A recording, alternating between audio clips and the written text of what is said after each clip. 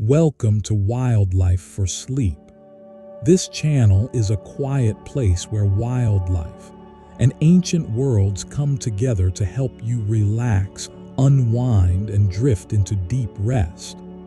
If you enjoy my work like this and find them helpful for sleep or relaxation, please like the video, subscribe to the channel, and share your thoughts in the comments. Your support helps this channel grow and allows me to create more peaceful content for you. Now, get comfortable and let the journey begin. Megalodon existed within a long continuum of shark evolution that began hundreds of millions of years before its appearance. Sharks first evolved during the Silurian period, more than 420 million years ago. These early forms were among the first vertebrates to develop jaws, a feature that allowed more efficient feeding and supported diversification into many ecological roles from the beginning. Sharks were characterized by skeletons made of cartilage rather than bone, multiple rows of replaceable teeth, and sensory systems adapted specifically for life in water. Throughout the Paleozoic and Mesozoic eras, sharks persisted through several mass extinction events. While many marine groups disappeared entirely, shark lineages survived with relatively minor structural changes. Their success was due to adaptability, efficient body design, and reproductive strategies that favored resilience over specialization. By the time dinosaurs dominated terrestrial ecosystems, sharks were already well established in marine environments across the globe. Megalodon belonged to a group of sharks known as lamniforms, an order that includes several large predatory species alive today. Lamniform sharks share a general body plan that includes a torpedo-shaped body, a strong caudal fin, large pectoral fins, and a mouth adapted for capturing sizable prey. Within this order, a lineage referred to as megatoothed sharks gradually evolved larger body sizes and more robust teeth. The megatooth lineage can be traced through fossil teeth attributed to species such as Otodus obliquus, Otodus axuaticus, and Otodus tubutensis. These species lived between approximately 60 and 28 million years ago. Over this time span, the teeth show gradual increases in size, thickness, and the development of serrated edges.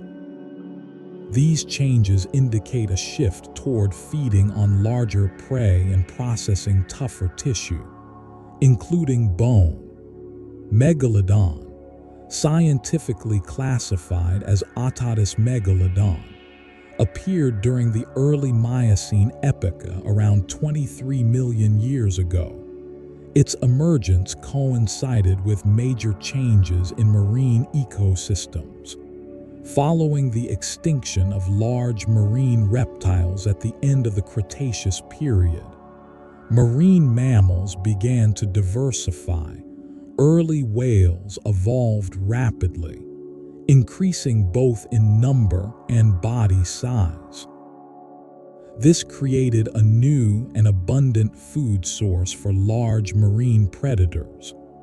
The Miocene world differed significantly from the modern Earth. Global temperatures were higher, and permanent ice caps had not yet formed at the poles. Sea levels were elevated, flooding continental margins and creating extensive shallow seas. These environments supported high biological productivity, particularly along coastlines where nutrient input from land combined with sunlight to fuel plankton growth. Megalodon evolved within this context of warm oceans and abundant prey.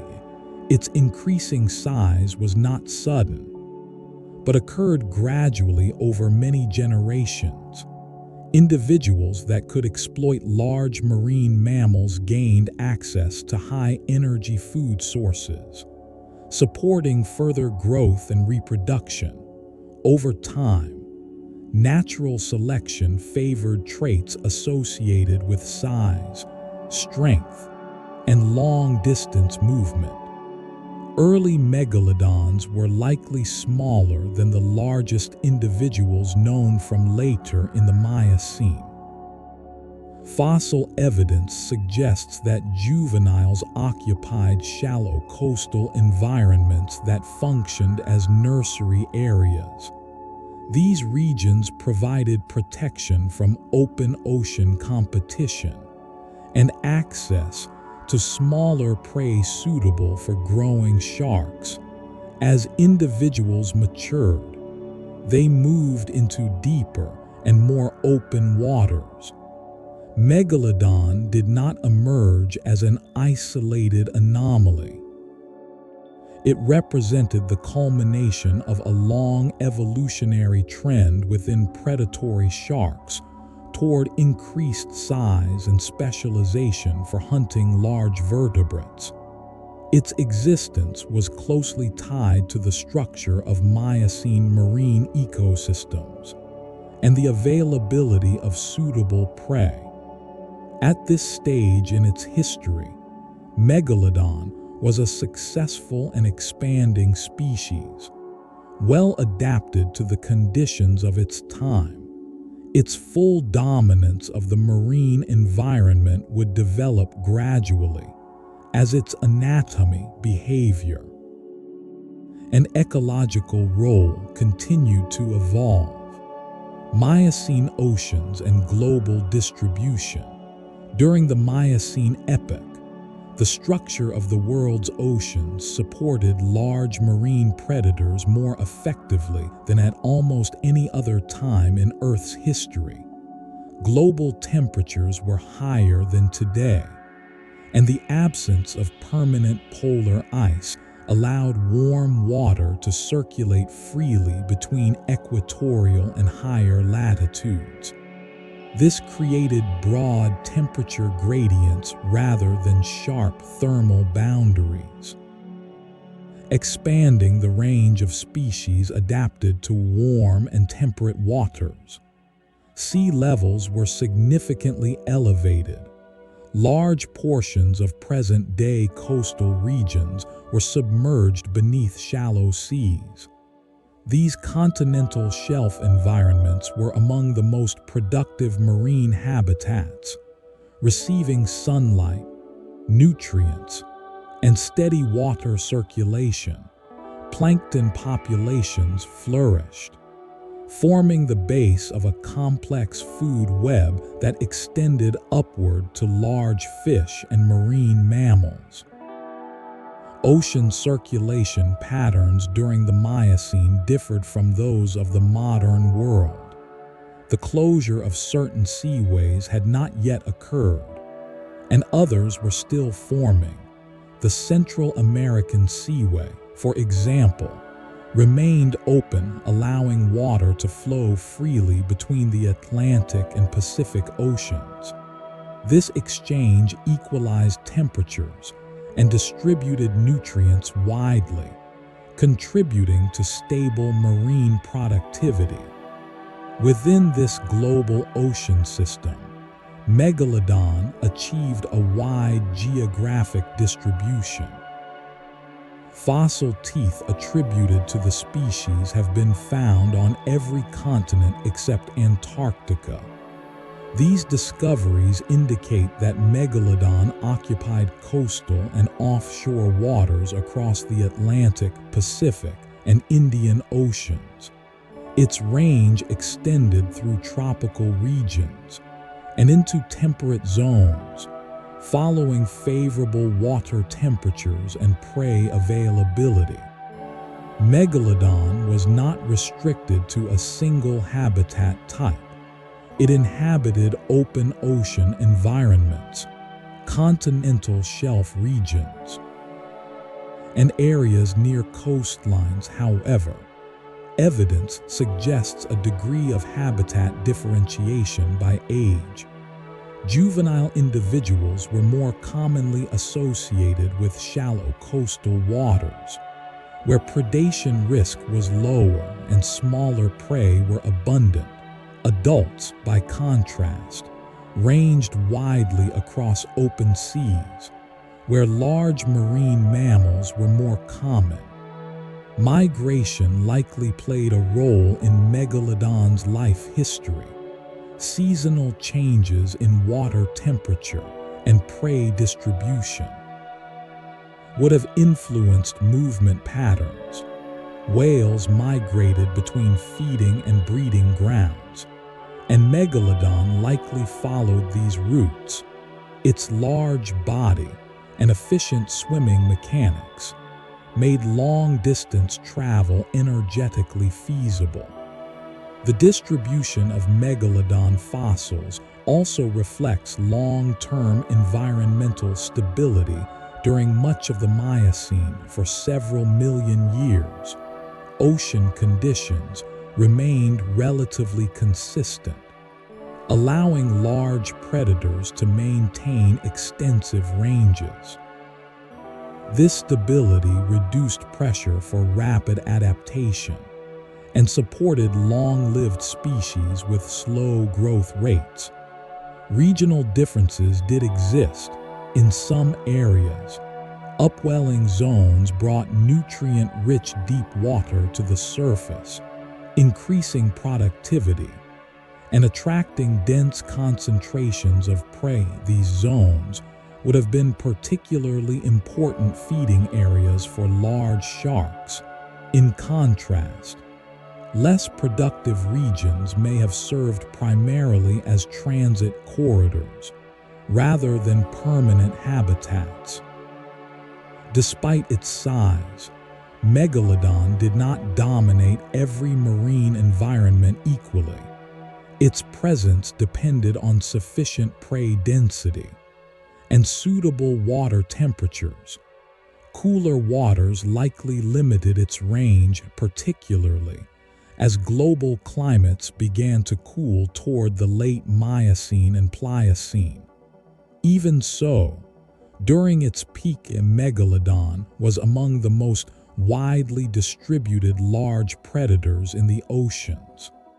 The Miocene ocean provided the space, warmth, and biological productivity necessary for Megalodon to thrive. Its global distribution reflected both its physical capabilities and the interconnected nature of ancient seas. This widespread presence set the stage for its role as a major regulator of marine ecosystems, influencing prey populations and shaping evolutionary pressures on other species. With the environmental context established, the focus now shifts to how Megalodon functioned within this system on a daily basis, including movement patterns, feeding behavior, and energy use. Megalodon's daily life was shaped by the need to balance energy intake with energy expenditure. As a very large predator, it did not need to feed frequently, but successful feeding events had to provide substantial nutritional return. This requirement influenced how the animal moved, where it spent time, and how it interacted with its environment. Most evidence suggests that Megalodon spent much of its time in steady, continuous motion. Like many large sharks, it likely relied on forward movement to ventilate its gills efficiently. This did not require fast swimming, Instead, Megalodon probably cruised at moderate speeds, conserving energy while covering long distances. Such movement allowed it to patrol large areas of ocean, increasing the chance of encountering prey or detecting signs of injured animals. The vertical range of Megalodon was likely limited compared to deep-diving marine mammals. It primarily occupied the upper layers of the ocean, including surface and mid-water zones where large prey were most abundant. While it may have occasionally descended to greater depths, particularly when following prey, its physiology was best suited to waters where temperature and pressure remained within moderate ranges. Feeding behavior in Megalodon was based on efficiency rather than prolonged pursuit. Its preferred prey included medium to large marine mammals, particularly whales. Fossil evidence from whale bones bearing large bite marks consistent with Megalodon teeth supports this interpretation. These marks are often found on flippers, tail vertebrae, and rib cages, indicating targeted attacks aimed at disabling the animal quickly. Rather than attempting to kill prey through suffocation or exhaustion, Megalodon likely focused on inflicting catastrophic injury. A powerful bite to a whale's flippers or tail would severely impair movement, reducing the prey's ability to escape. Once mobility was compromised, further bites could be delivered with reduced risk and lower energy cost. Megalodon's wide jaws and large teeth allowed it to remove large sections of flesh in a single bite. This feeding strategy minimized the time spent interacting with prey, reducing exposure to injury. After feeding, Megalodon may have withdrawn and allowed the prey to weaken or die before returning to consume additional tissue. Scavenging likely supplemented active hunting. Large marine animals that died from illness, injury, or other causes would have provided significant food resources. The ability to detect chemical cues in the water would have allowed Megalodon to locate carcasses from considerable distances. Scavenging reduced energy expenditure and risk, while still supporting the nutritional demands of a large body. Feeding events were probably followed by extended periods of reduced activity. Digesting large amounts of protein and fat requires time. And Megalodon's metabolism, while higher than that of smaller sharks, was still adapted for efficiency rather than constant feeding. During these periods, the shark may have remained in warmer waters that facilitated digestion. Interactions with other large predators were likely limited. Megalodon occupied the top trophic level in its environment, and few animals posed a threat to a fully grown individual. However, competition for food would have existed with other large sharks and early predatory whales. Such competition may have influenced feeding locations and timing, rather than leading to direct confrontation. Juvenile megalodons had different daily patterns. Smaller body size required more frequent feeding, and their prey consisted mainly of fish, smaller sharks, and young marine mammals. Nursery habitats provided both food and relative safety, allowing juveniles to grow steadily before transitioning to open ocean lifestyles. Daily activity was not uniform across all regions. In areas with high prey density, Megalodon may have remained within limited ranges for extended periods. In less productive areas, it likely traveled more extensively. These flexible patterns allowed the species to exploit a wide range of environments without overexploiting any single area. Overall, Megalodon's daily life was defined by movement, sensory monitoring of the environment, and infrequent but highly effective feeding.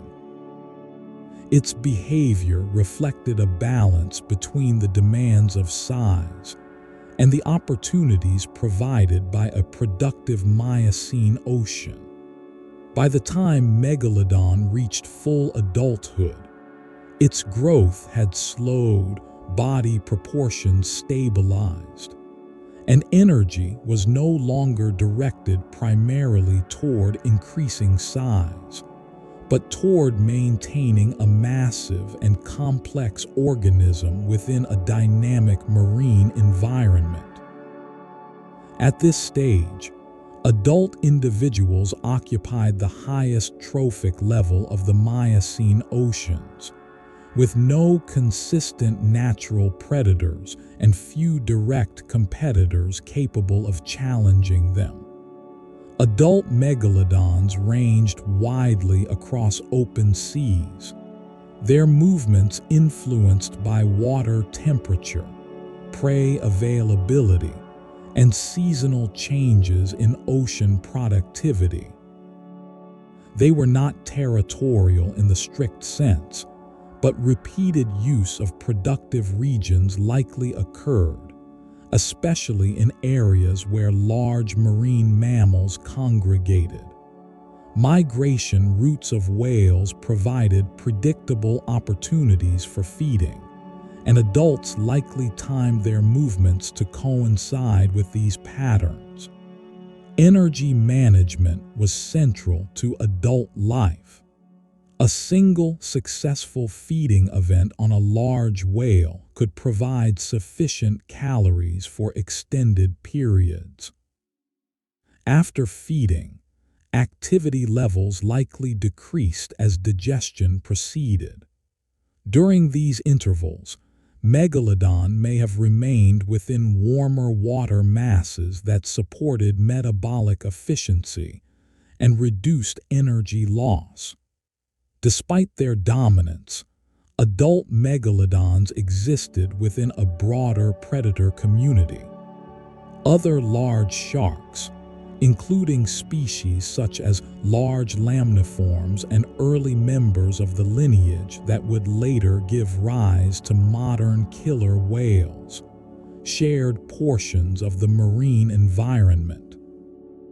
Competition occurred indirectly through prey use rather than through frequent physical confrontation. Differences in hunting strategy, prey size preference, and habitat use reduced direct overlap. Megalodon's presence exerted strong influence on marine ecosystems. Large marine mammals evolved behaviors that may have reduced predation risk, including changes in migration timing, group formation, and habitat preference. Fossil evidence suggests that some whale species developed more robust skeletal structures during the Miocene, possibly as a response to increased predation pressure from large sharks. Population density of adult megalodons was likely low. Large body size, slow growth, and limited reproductive output would have constrained population numbers. This low density reduced intraspecific competition and helped maintain ecological balance. Individual adults may have occupied expansive ranges without frequent encounters with others of their species outside of mating periods. As adults aged, physical wear accumulated gradually. Teeth were continuously replaced, but other aspects of the body, such as cartilage and muscle, likely experienced slow degradation over time. Aging individuals may have become less efficient hunters, relying more heavily on scavenging or smaller prey. Even so, their size alone would have provided continued access to food with relatively low risk. For millions of years, this system remained stable. Warm oceans supported large prey populations, migration routes persisted, and Megalodon continued to reproduce, grow, and age within an environment well suited to its needs. The species did not expand endlessly, nor did it decline rapidly. It existed in long-term equilibrium with its surroundings. This stability, however, depended on environmental conditions that were not permanent. Subtle changes in global climate were already underway, altering ocean temperatures and circulation patterns. These changes would gradually affect prey distribution, reproductive success, and habitat availability. For the moment, during its peak, Megalodon remained an established component of the marine world, sustained by abundance, supported by warmth, and shaped by slow biological processes that unfolded across deep time. Toward the later Miocene, conditions that had supported large marine predators for millions of years began to shift, not abruptly, but gradually, through changes in climate, ocean circulation, and habitat structure that accumulated over long spans of time. These changes did not target Megalodon directly. They altered the system on which it depended. Global temperatures began to decline slowly.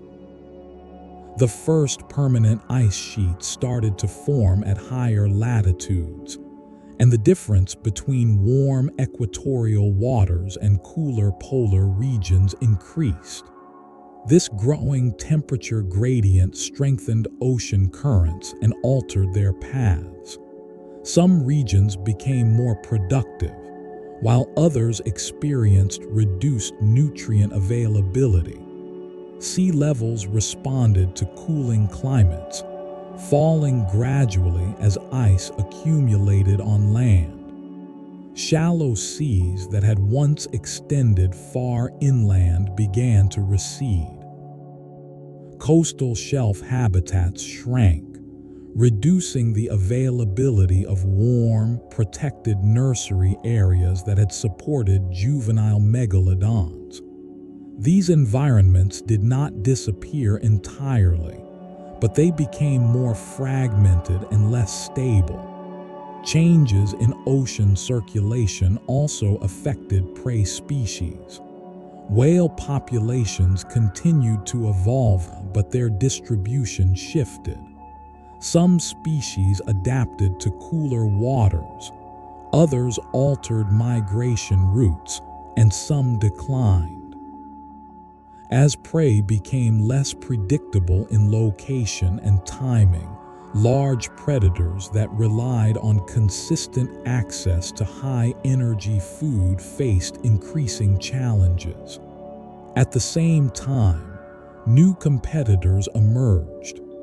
Early members of the lineage leading to modern killer whales began to diversify.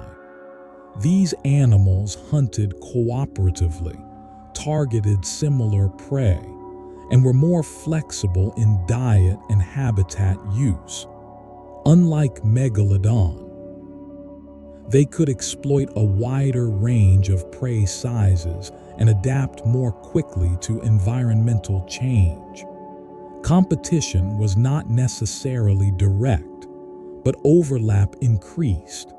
In regions where large marine mammals became less abundant, the presence of multiple apex predators increased pressure on shared food resources. Megalodon's size, once a clear advantage, now carried greater energetic cost. Cooling oceans also placed physiological demands on large sharks. Maintaining body temperature became more challenging as warm waters contracted toward the equator. While Megalodon likely possessed some degree of regional endothermy, allowing partial internal temperature regulation, this adaptation had limits. Reduced access to warm habitats increased metabolic stress. Reproductive success may have declined during this period. Fewer stable nursery areas, combined with changing coastal conditions, likely reduced juvenile survival rates. Because Megalodon reproduced slowly and produced relatively few offspring, even small decreases in recruitment could have significant long-term effects on population stability. These pressures accumulated quietly. There was no single event that marked the beginning of decline. Instead, survival became less certain with each passing generation. Individuals still reached adulthood, still fed successfully, but population resilience weakened. The marine ecosystem itself continued to reorganize. Smaller, more adaptable predators increased in relative importance. Food webs shortened in some regions while becoming more complex in others. Megalodon remained present, but its dominance was no longer absolute. For a time, the species persisted alongside these changes. Evolution does not operate on awareness, only on outcomes. Traits that had once ensured success now limited flexibility. Large size required stable conditions, abundant prey, and warm seas.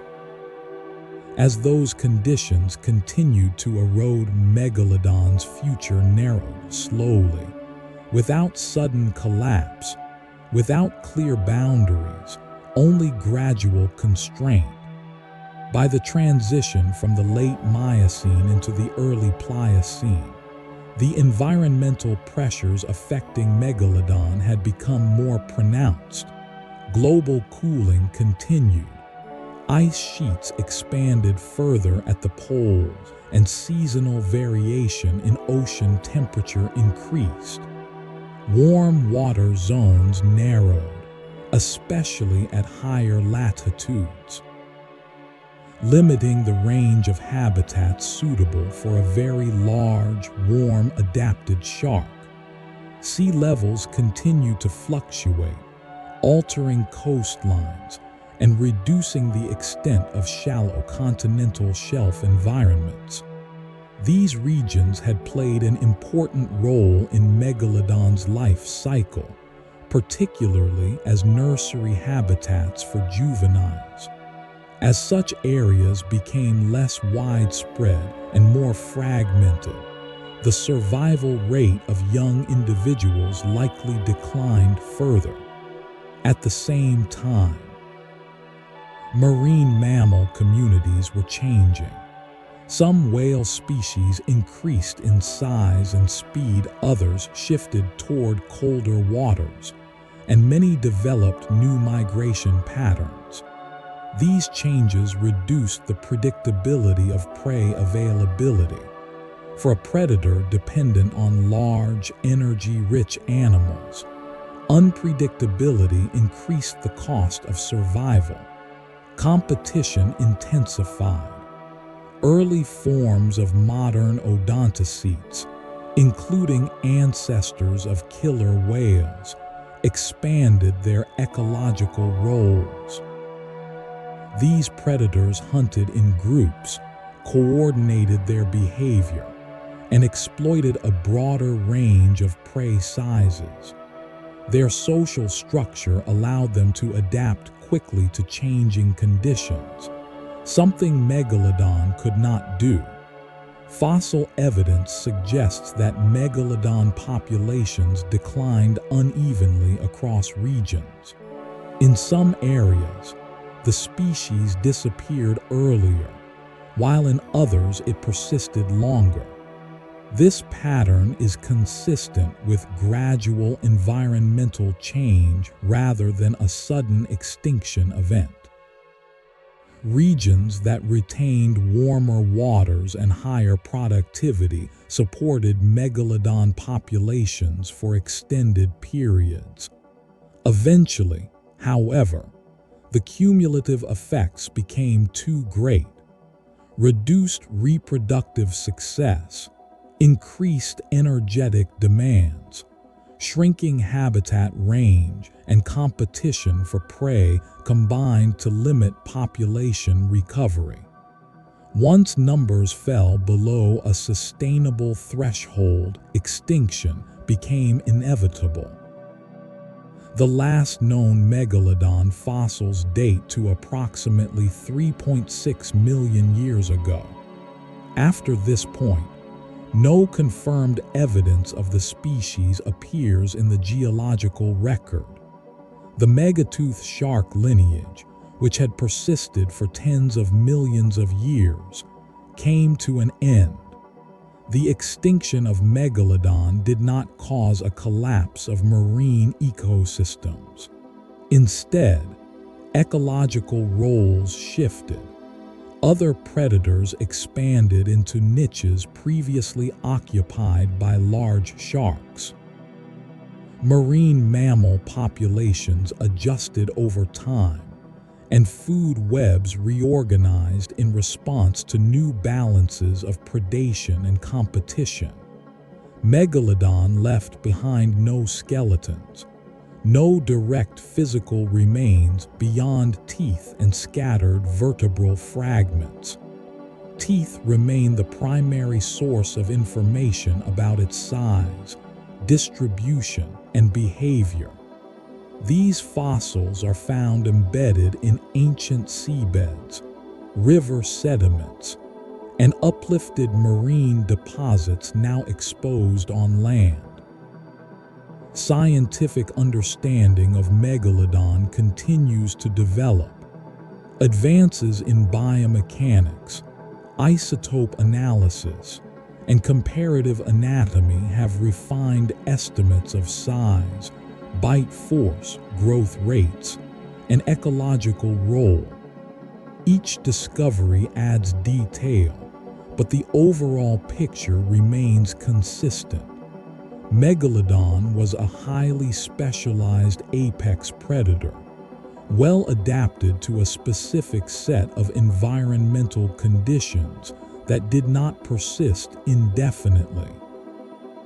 The disappearance of Megalodon illustrates a broader pattern in Earth's history.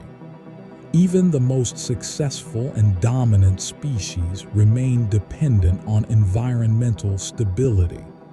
When conditions change beyond the limits of adaptation, extinction follows, not as a failure, but as a natural outcome of biological constraint. With its extinction, Megalodon passed fully into deep time. Its influence remains visible in the fossil record, in the evolutionary history of marine mammals, and in the structure of modern ocean ecosystems shaped by what came before. Knowledge of Megalodon comes almost entirely from fossil remains, primarily teeth, with occasional vertebral fragments and rare jaw elements preserved under specific conditions. Unlike bony fish or marine mammals, Sharks possess skeletons made of cartilage, a material that decays quickly after death and is unlikely to fossilize. As a result, teeth provide the most consistent and informative record of Megalodon's existence. Megalodon teeth are among the largest shark teeth ever discovered. Their size, thickness, and serrated edges distinguish them clearly from those of other species. These teeth have been found in marine sediment layers dating from the Miocene to the early Pliocene, often in association with fossilized whale bones and other marine mammals. The global distribution of these teeth confirms the species' wide geographic range and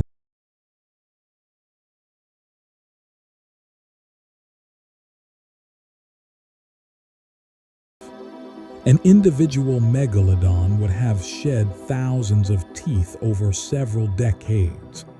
This constant replacement explains why teeth are relatively common compared to other remains. Each tooth carries information about feeding behavior, jaw structure, and overall body size. Measurements of tooth height and width allow scientists to estimate total length using scaling relationships derived from modern sharks. Vertebral centra, when preserved, provide additional insight. Growth rings within these structures indicate age at death and growth rates. Analysis of these rings suggests that Megalodon grew rapidly during early life and more slowly as it approached adulthood, a pattern consistent with large modern sharks. These data support estimates of long lifespan and delayed maturity. Bite marks on fossil whale bones provide direct evidence of feeding behavior. Many bones show large, semicircular gouges that match the shape and spacing of megalodon teeth. Some marks indicate repeated biting, while others suggest targeted strikes to flippers or tails.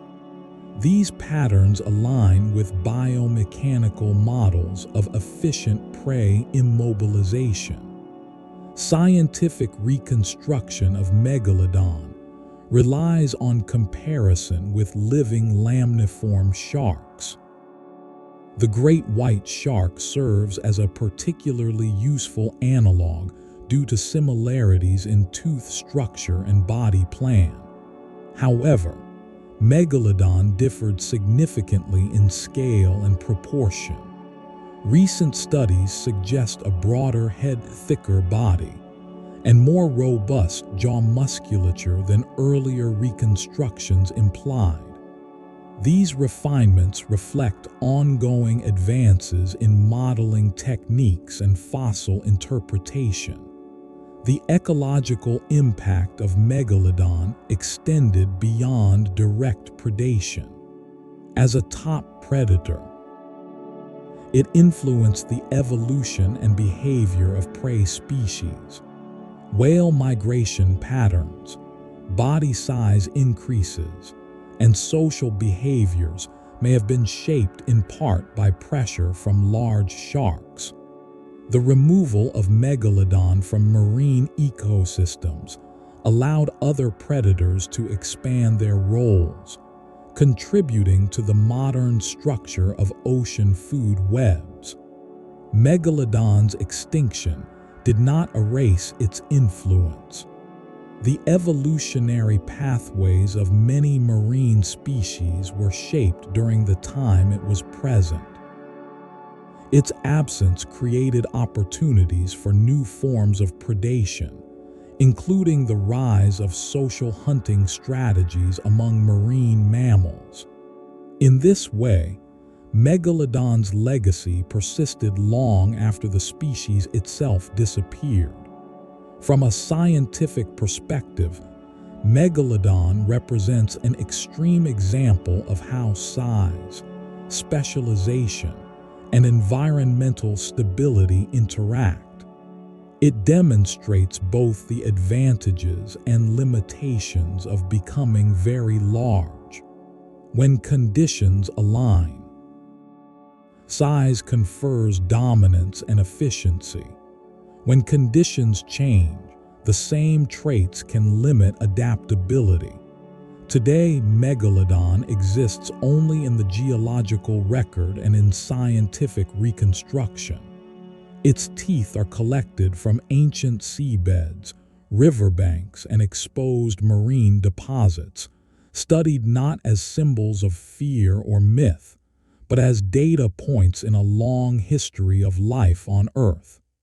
Each fossil adds to a picture that is still incomplete, yet increasingly precise, viewed across deep time. Megalodon was neither anomaly nor inevitability. It was a product of its environment, sustained by abundance, and ended by change. Its life cycle followed the same principles that govern all species: emergence, expansion, stability, and decline. With this understanding, the story of Megalodon settles into the larger narrative of Earth's history, one shaped not by intention or permanence, but by continuous transformation. The ocean moved on, ecosystems reorganized, and time continued without pause.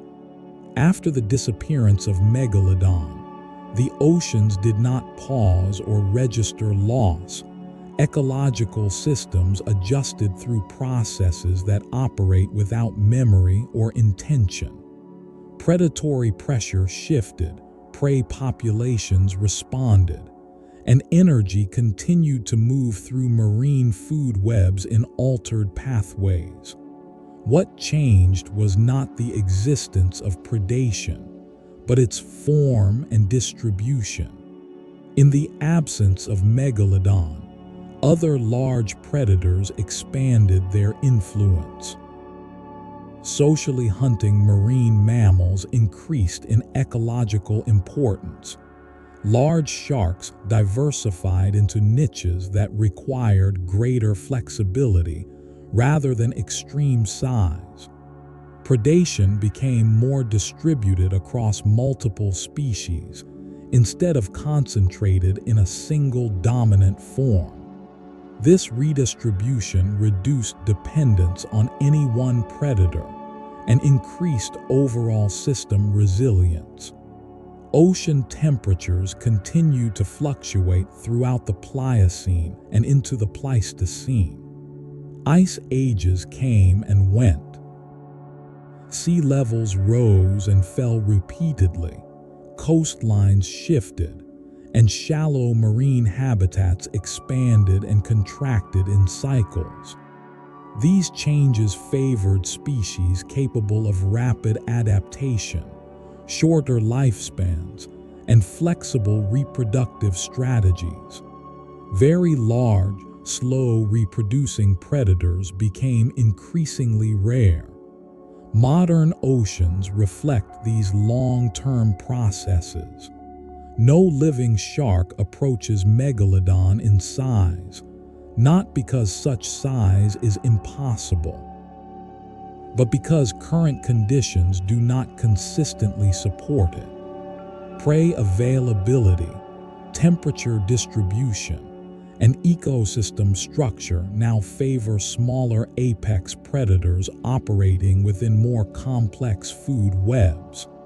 Scientific interest in Megalodon increased as fossil discoveries accumulated during the 19th and 20th centuries.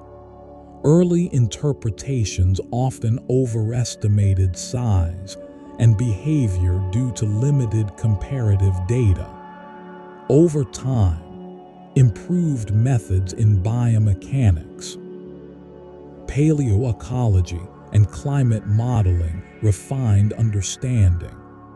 Each revision reduced uncertainty while reinforcing the central conclusion that Megalodon was real, well adapted, and constrained by its environment.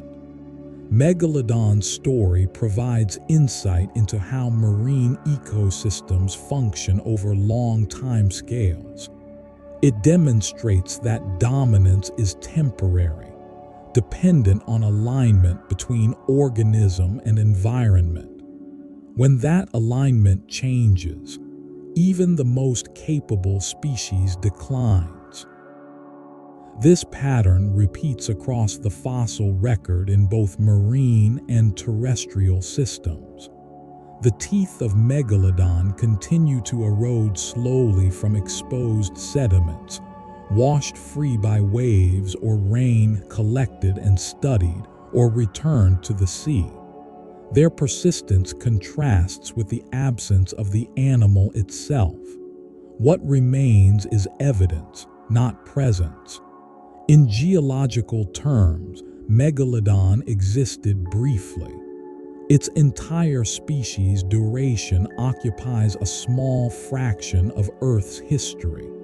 Yet during that interval, it played a significant role in shaping marine communities. Duration does not determine impact, interaction does.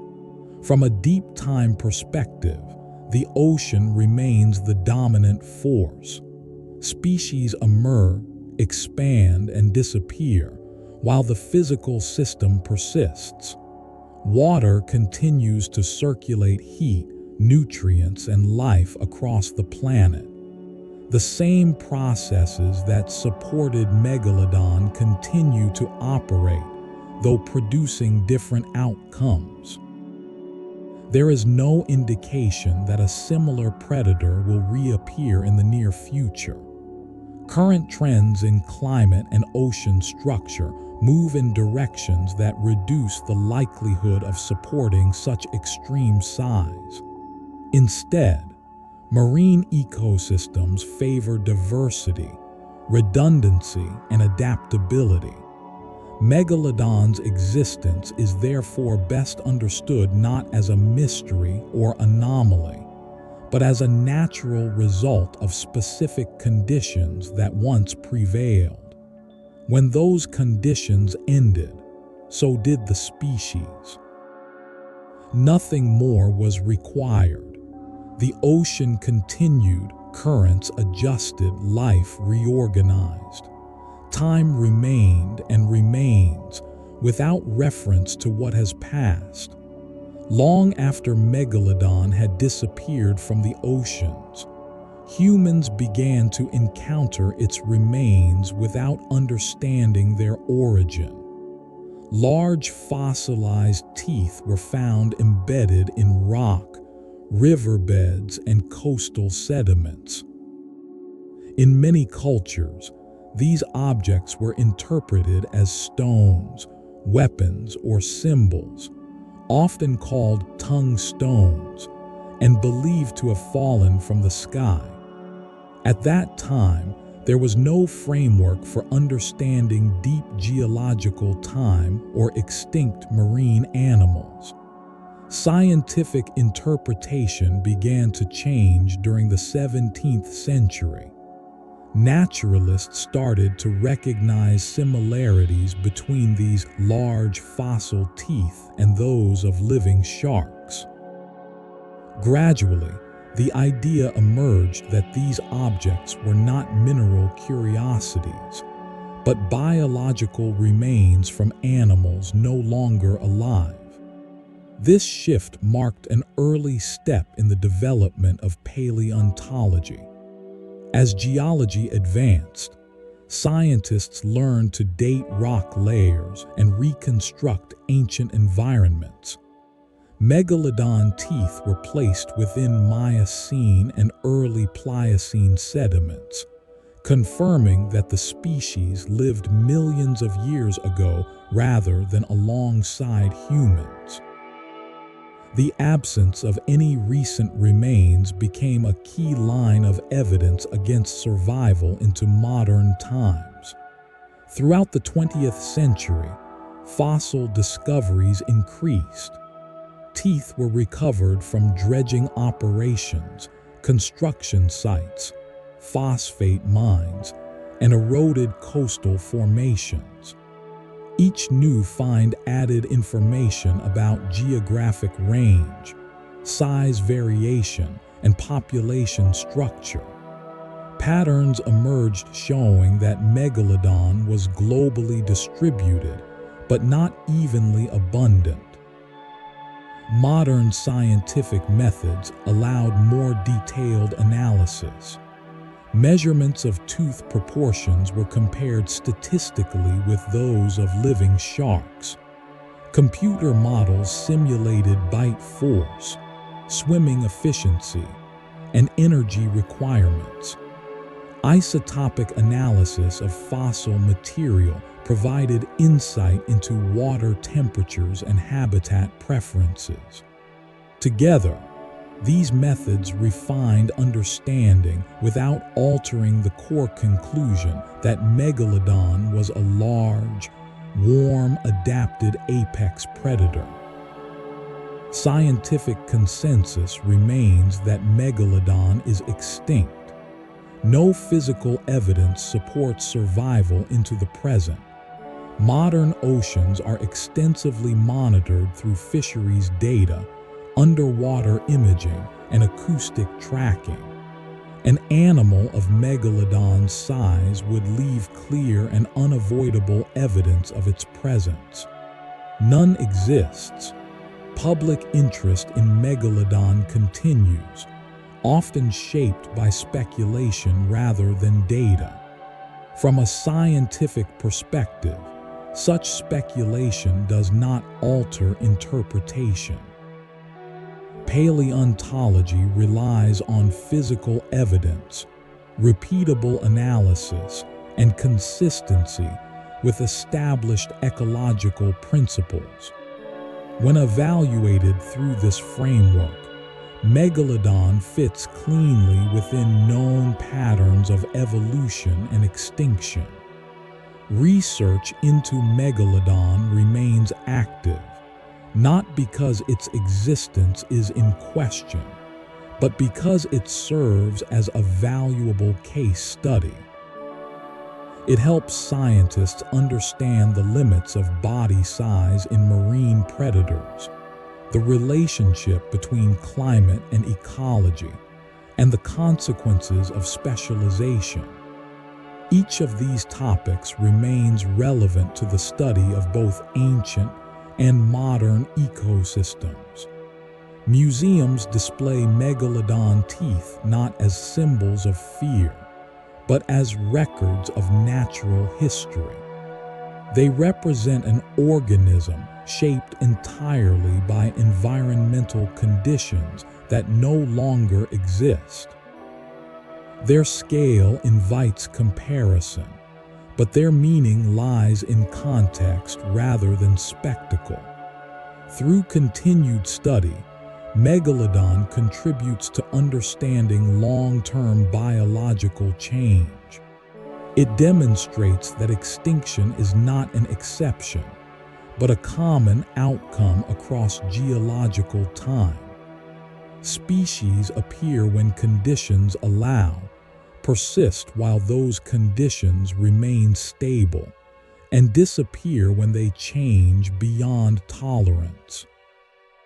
This process continues today, governed by the same principles that shaped the Miocene oceans. When Megalodon is compared with living marine predators, the differences are not only in size, but in the structure of the oceans themselves. Modern seas operate under conditions that are more variable, more fragmented, and more strongly influenced by polar ice than those of the Miocene. These differences help explain why no direct equivalent to Megalodon exists today. Modern sharks, including the largest species such as the great white shark and the whale shark, occupy ecological roles shaped by present-day constraints. The great white shares similarities with Megalodon in tooth shape, body plan, and hunting strategy, yet it is far smaller and more flexible in diet. It feeds on a wider range of prey sizes and can tolerate cooler waters for extended periods. This flexibility allows survival in environments where prey availability changes seasonally. Whale sharks, by contrast, achieve large size through a completely different strategy. They feed on plankton rather than large animals and rely on filtering enormous volumes of water. Their size does not require high-energy prey, reducing dependence on large marine mammals. This strategy is possible in modern oceans, where plankton blooms remain reliable in certain regions. Megalodon relied on a narrow range of prey types, primarily large marine mammals. This dependence tied its survival directly to whale populations and migration patterns. In the Miocene, these patterns were stable over long periods. In modern oceans, whale populations fluctuate more dramatically due to climate variability and human activity.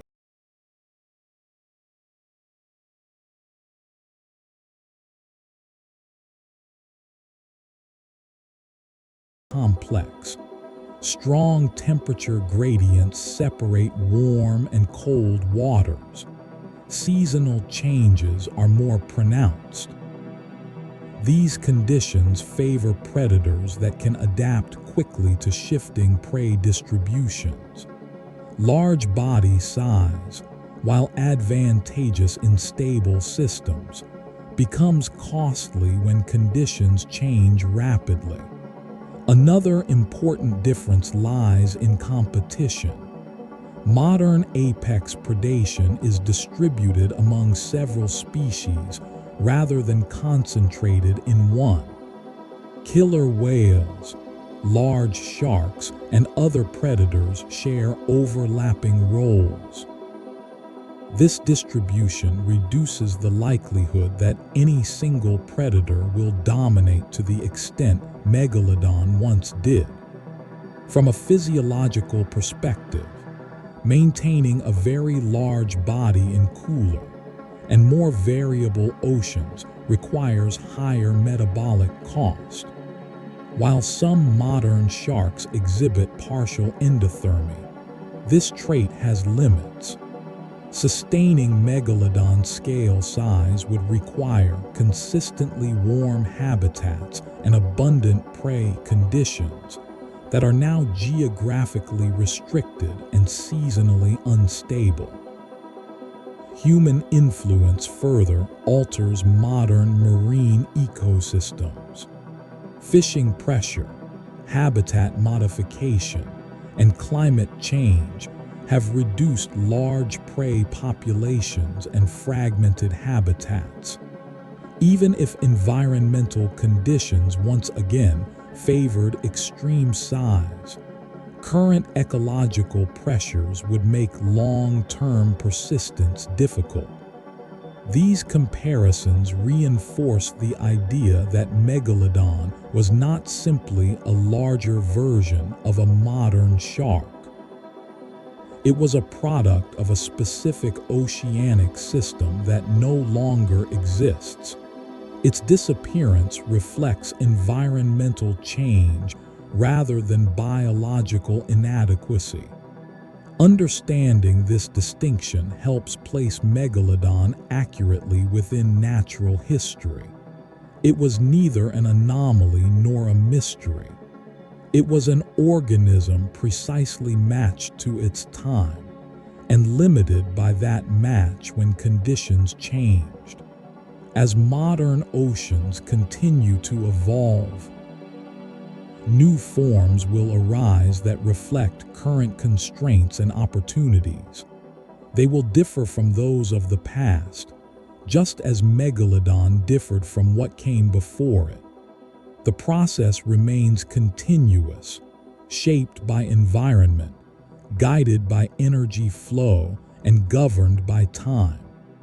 Across the full span of Earth's history, very large predators appear only under specific conditions. These conditions include sustained high productivity, stable climate patterns, and reliable access to concentrated energy sources. Megalodon existed during a period when all of these factors aligned. Its size was not an exception to natural rules, but an outcome permitted by them.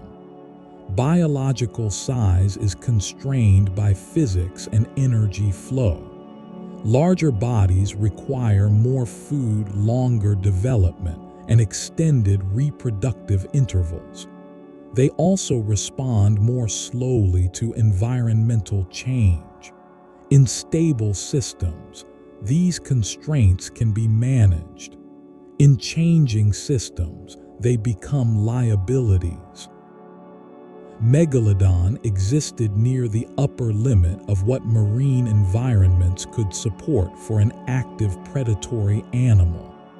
The fossil record shows repeated examples of large marine predators increasing in size during warm periods. When oceans cool or fragment, maximum body size declines. This pattern is consistent across sharks, marine reptiles, and marine mammals. Megalodon fits this broader trend precisely. Its rise and disappearance align with known shifts in global climate and ocean structure. Energy transfer efficiency also plays a role. Only a small percentage of energy moves from one trophic level to the next. Supporting a predator of Megalodon's size required large prey populations sustained by high primary productivity. As productivity patterns changed, less energy reached the top of the food web. Under these conditions, smaller predators with lower energy demands gained advantage. Reproductive strategy further limited adaptability. Megalodon produced few offspring, invested heavily in each, and relied on stable nursery environments. This strategy worked when coastal systems were extensive and predictable. As coastlines shifted and shallow seas declined, recruitment became less reliable. Population recovery slowed. Over time, these pressures accumulated. Decline did not occur everywhere at once. Some populations persisted longer than others, but genetic exchange between regions likely decreased as habitats fragmented. Reduced connectivity further weakened resilience. Eventually, the species crossed a threshold beyond which recovery was not possible. At that point, extinction followed without sudden catastrophe. This outcome is common in the fossil record and reflects long-term imbalance rather than sudden failure. From a scientific perspective, Megalodon provides a clear example of how apex predators function within large ecosystems.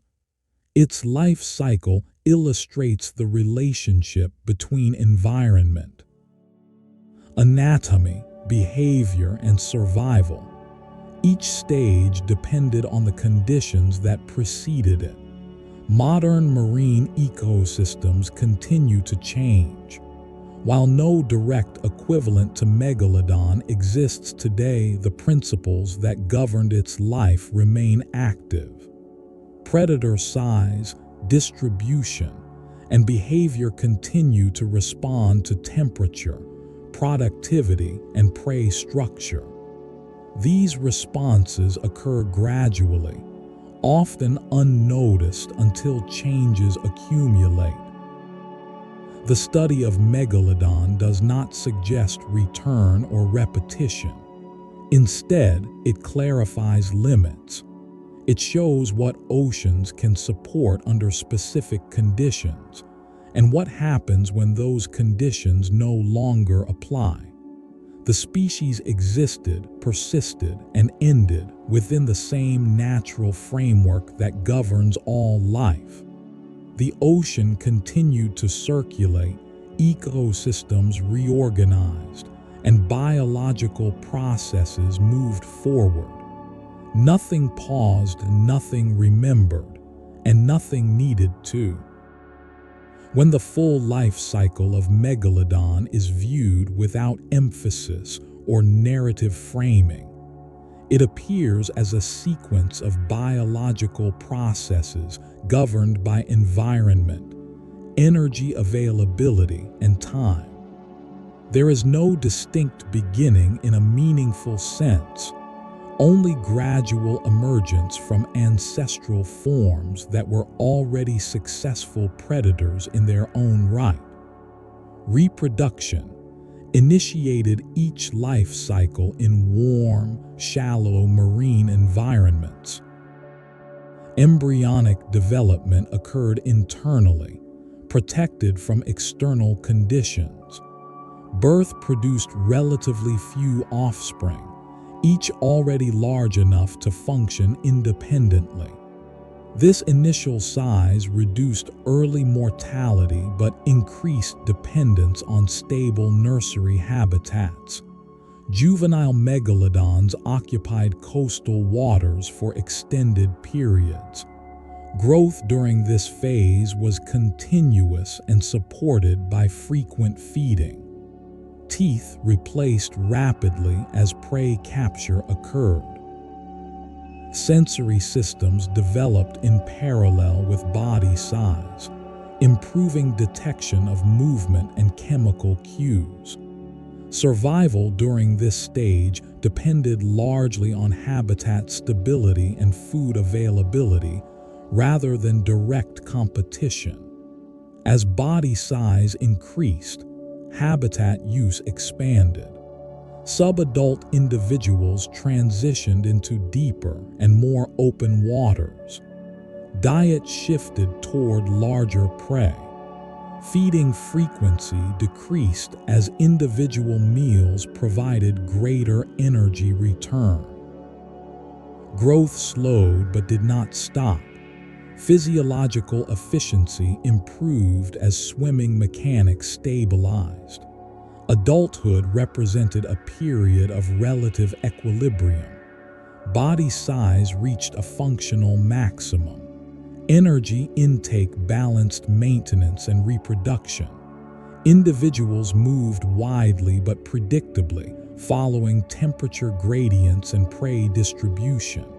Reproductive cycles repeated at long intervals. Mortality risk remained low. Aging occurred gradually. There is no evidence of abrupt senescence. Declines in efficiency likely manifested as reduced hunting success rather than sudden failure. Older individuals may have relied more on scavenging or smaller prey.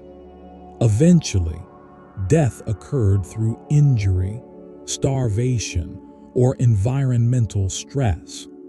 The body returned to the ecosystem through decomposition and scavenging.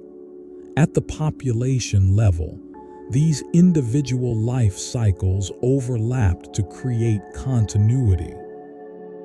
As long as environmental conditions supported reproduction and juvenile survival, population stability persisted. When those conditions weakened, recruitment declined. Adult mortality then exceeded replacement.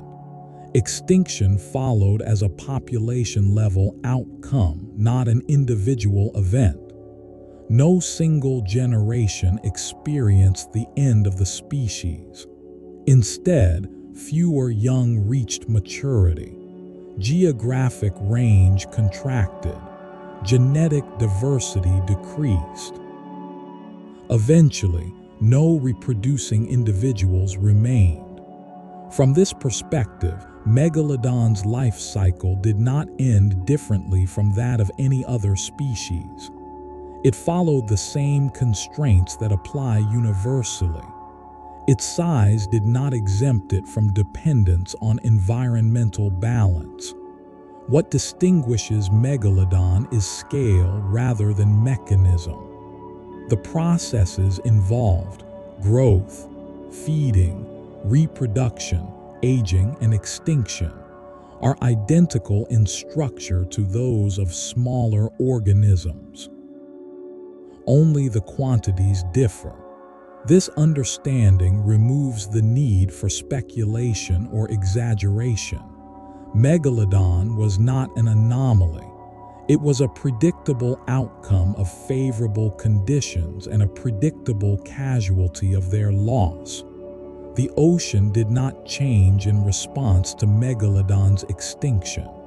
It continued to operate according to physical and chemical laws. New species filled available niches. Energy continued to flow. From the standpoint of deep time, the presence of Megalodon was brief, and its absence unremarkable. The system remained. Understanding Megalodon requires attention to time scales far beyond direct observation.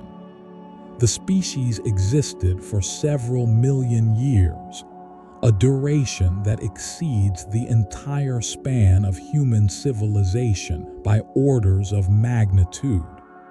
Events that appear slow or insignificant on a human scale accumulate meaningfully over geological time. Small changes in temperature, sea level, or prey distribution become decisive when sustained across thousands of generations. Geological dating methods provide the framework for placing Megalodon accurately in time. Stratigraphy allows scientists to identify the relative age of sediment layers in which fossil teeth are found. Radiometric dating of associated volcanic material refines these estimates. Together, these methods consistently place Megalodon within Miocene and early Pliocene deposits, with no verified presence in younger layers. Certainty in extinction does not rely on a single absence, but on patterns. The fossil record shows a gradual reduction in Megalodon remains toward the late Pliocene, followed by complete disappearance. In contrast, other shark species continue to appear in younger sediments.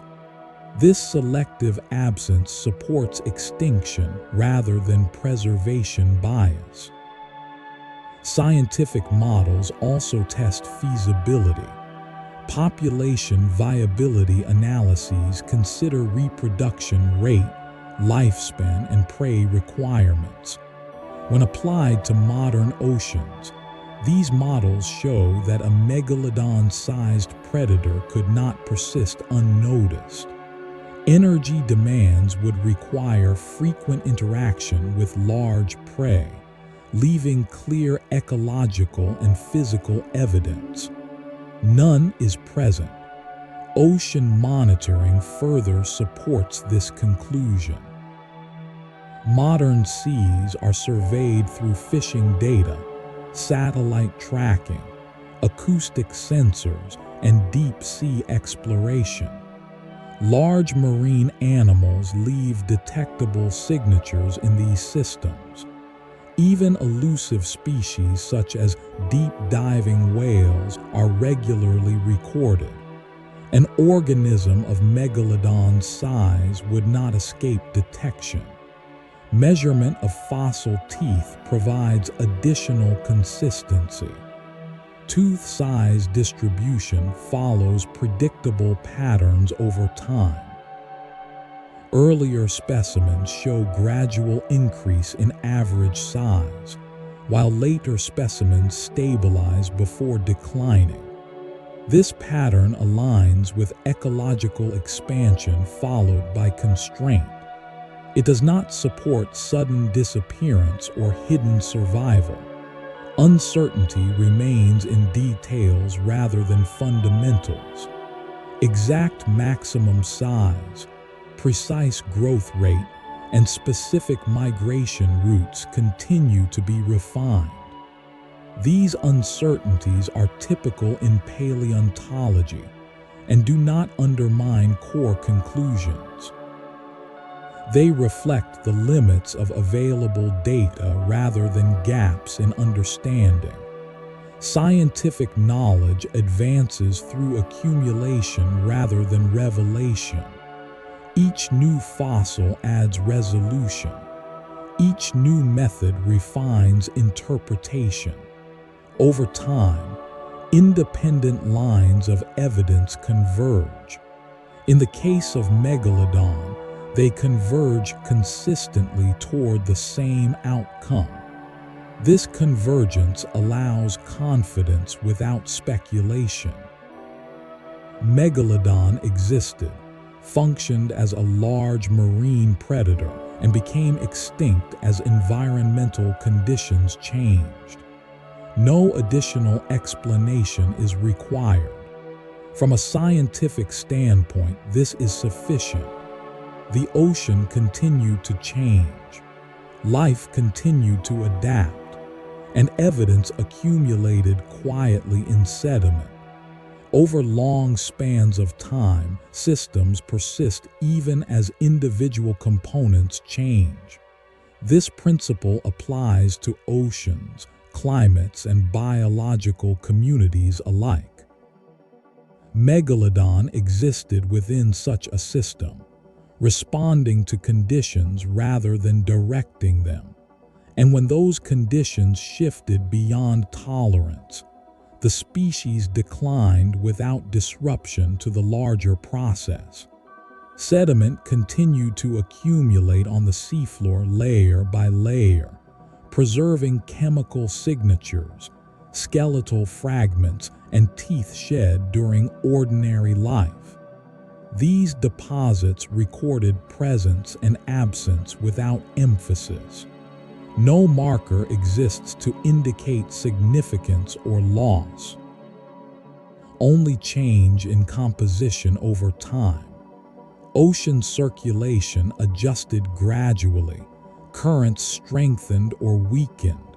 Upwelling zones shifted location. Productivity increased in some regions and declined in others.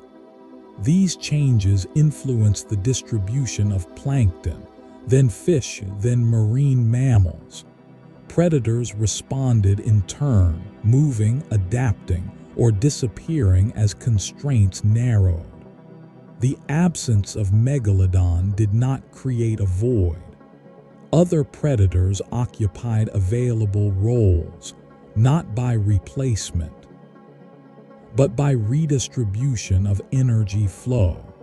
Predation pressure remained, but spread across multiple species with different strategies and sizes. This distribution increased system flexibility. In modern oceans, this flexibility is evident. No single predator dominates across all regions. Instead, apex predation is shared, allowing ecosystems to respond to variability more effectively. This arrangement reflects long-term selection for resilience over extremity. Megalodon's size, while effective under stable conditions, represented specialization at the edge of feasibility. Such specialization does not persist when environments become variable. The fossil record repeatedly demonstrates this outcome across many lineages. Time continued without reference to species identity. Processes that supported Megalodon once continue to operate, producing different results under new constraints. Warm intervals give rise to larger forms. Cooling favors smaller, faster reproducing organisms. Human study introduces perspective but not influence. Interpretation occurs long after events conclude. Fossils do not respond to observation. They remain in place until uncovered, unaffected by meaning assigned to them. Understanding emerges slowly, through accumulation of data, through repeated comparison, through elimination of alternatives. In this process, speculation fades while structure remains. The life cycle of Megalodon, from emergence to extinction, fits within this structure. It does not require exception or embellishment. It requires only recognition of scale, duration, and constraint. Across deep time, oceans remain in motion, systems adjust, and life continues within limits defined by physics and energy. The sequence does not end, it proceeds. Across geological time, permanence does not exist as a condition, only duration. Megalodon persisted for millions of years. Yet even that span represents a brief interval when measured against the age of the oceans themselves. This perspective is central to understanding extinction as a routine outcome rather than an exceptional event. Marine environments are shaped primarily by physical forces, temperature gradients, plate tectonics, atmospheric circulation, and the chemistry of seawater. Biological communities respond to these forces rather than control them. When the physical framework changes, biological structure follows. During the Miocene, tectonic movement altered seaways and ocean basins. Gradual closure of ocean passages changed circulation patterns. These shifts influenced nutrient distribution and productivity. Regions that once supported dense prey populations became less reliable over time. As productivity patterns shifted, food webs reorganized. Large prey species adapted by changing distribution or behavior. Some became faster. Others migrated longer distances, and some declined entirely. Predators dependent on a narrow range of prey experienced increasing constraint. Megalodon's absence from younger sediments reflects this process. Its extinction did not require catastrophe. It required only sustained mismatch between biological demand and environmental supply. Over enough generations, this mismatch produced decline. The fossil record preserves this outcome without commentary. Layers above the last megalodon teeth show continued marine life. Sharks of smaller size, whales with altered forms, and ecosystems functioning under new parameters. There is continuity without repetition. From a biological standpoint, specialization always carries risk. The more tightly a species is matched to specific conditions, the less flexible it becomes. Megalodon represented extreme efficiency under particular circumstances. When those circumstances shifted, efficiency became limitation. Modern marine systems demonstrate the same principle.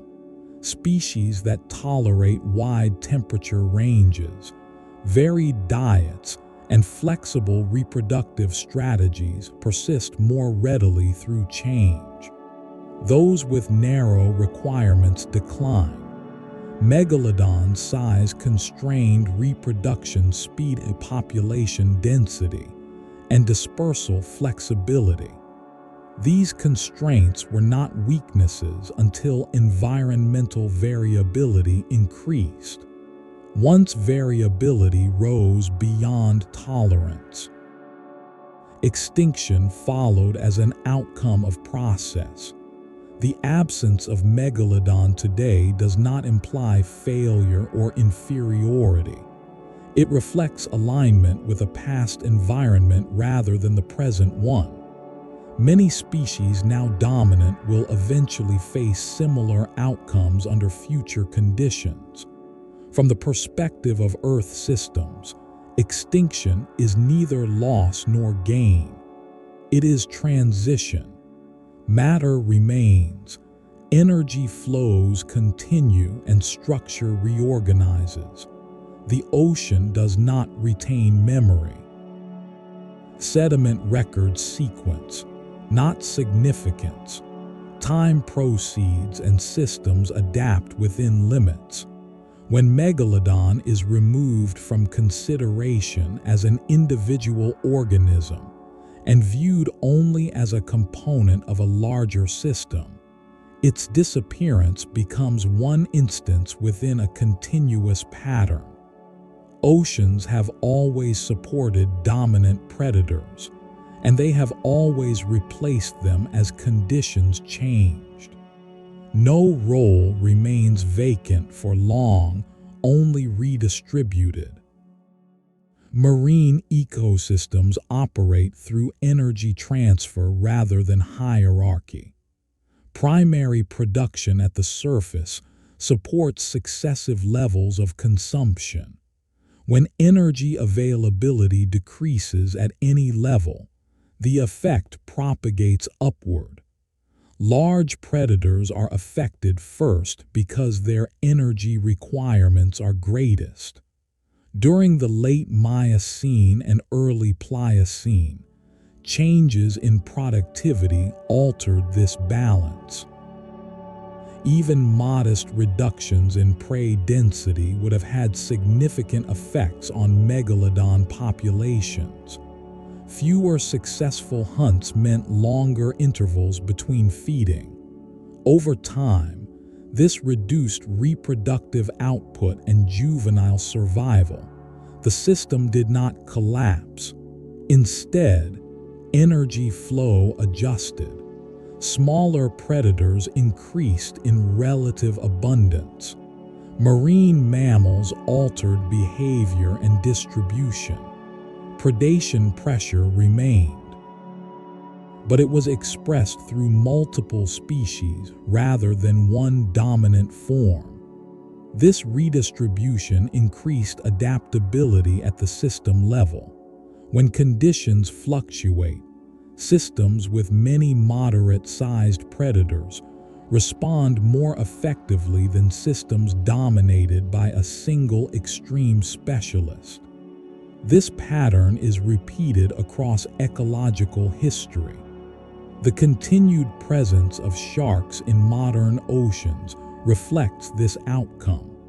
Sharks remain successful not because of size, but because of diversity. They occupy many niches, exploit many food sources, and reproduce under a wide range of conditions. Megalodon represented one endpoint of specialization. Its existence demonstrates the maximum extent of a strategy rather than a norm. Such endpoints are informative because they define limits. In the fossil record, these limits appear repeatedly. Large forms emerge during stable warm periods, then disappear as variability increases. Smaller, more adaptable forms persist. Understanding this pattern does not require narrative interpretation. It follows directly from ecological principles. Energy constraints, reproduction rates, and environmental variability interact predictably over long timescales. Megalodon's life cycle fits entirely within this framework. From emergence to extinction, each phase reflects response rather than agency. The species did not change the ocean shaped the species. This relationship remains unchanged. Modern ecosystems continue to follow the same rules. Only the participants differ. Sediment continues to accumulate. Water continues to circulate. Life continues to reorganize. The sequence extends forward without pause, without reference. When examined at sufficient scale, individual species become brief expressions of broader physical and biological processes. Megalodon existed long enough to leave a measurable imprint in the fossil record, yet not long enough to alter the underlying structure of the ocean. This distinction is important for understanding its place in natural history. Duration alone does not indicate permanence. Many species persist for millions of years and then disappear without leaving descendants. Others exist for shorter spans, yet give rise to long-lasting lineages. These outcomes depend on compatibility with changing conditions rather than length of existence. Megalodon's compatibility was high during the Miocene. Ocean temperatures remained elevated. Prey density supported large body size. Nursery habitats existed along extensive coastlines. Under these conditions, the species functioned efficiently. As those conditions changed, compatibility declined. The decline was gradual and spatially uneven. Some regions remained suitable longer than others. This produced staggered disappearance rather than sudden extinction. Such patterns are common among widely distributed marine species. Observation of these patterns relies on preserved evidence. Fossils represent only a fraction of past life. Even so, consistent absence across multiple regions and sediment layers provides strong indication of extinction. Megalodon's absence from younger deposits is systematic rather than random. Modern technology has expanded observation capacity. Satellite imaging, acoustic monitoring, genetic sampling, and global fisheries data provide extensive coverage of ocean life. These tools detect organisms far smaller and rarer than Megalodon would be. Their failure to detect such a species reinforces conclusions drawn from fossils. Limits of observation still exist. Deep-sea environments remain difficult to survey completely. However, the size and ecological impact of Megalodon would require interaction with surface systems. Such interaction would produce unavoidable evidence. Scientific certainty is built through convergence. Independent lines of evidence align. Fossil chronology, ecological modeling, physiological constraints, and modern observation all indicate the same outcome. Megalodon existed and is no longer present. This certainty does not diminish interest. Instead, it allows focus to shift from speculation to understanding. The species becomes a reference point for studying ecological limits rather than an object of mystery. Across deep time, Reference points accumulate. Each extinct species adds resolution to understanding how life responds to change. Megalodon contributes by illustrating the upper boundary of predatory size under natural conditions. The boundary remains. Conditions that once permitted such size no longer persist globally. Should conditions shift again, different outcomes may arise, but they will reflect new constraints rather than repetition. The ocean continues to function within physical limits.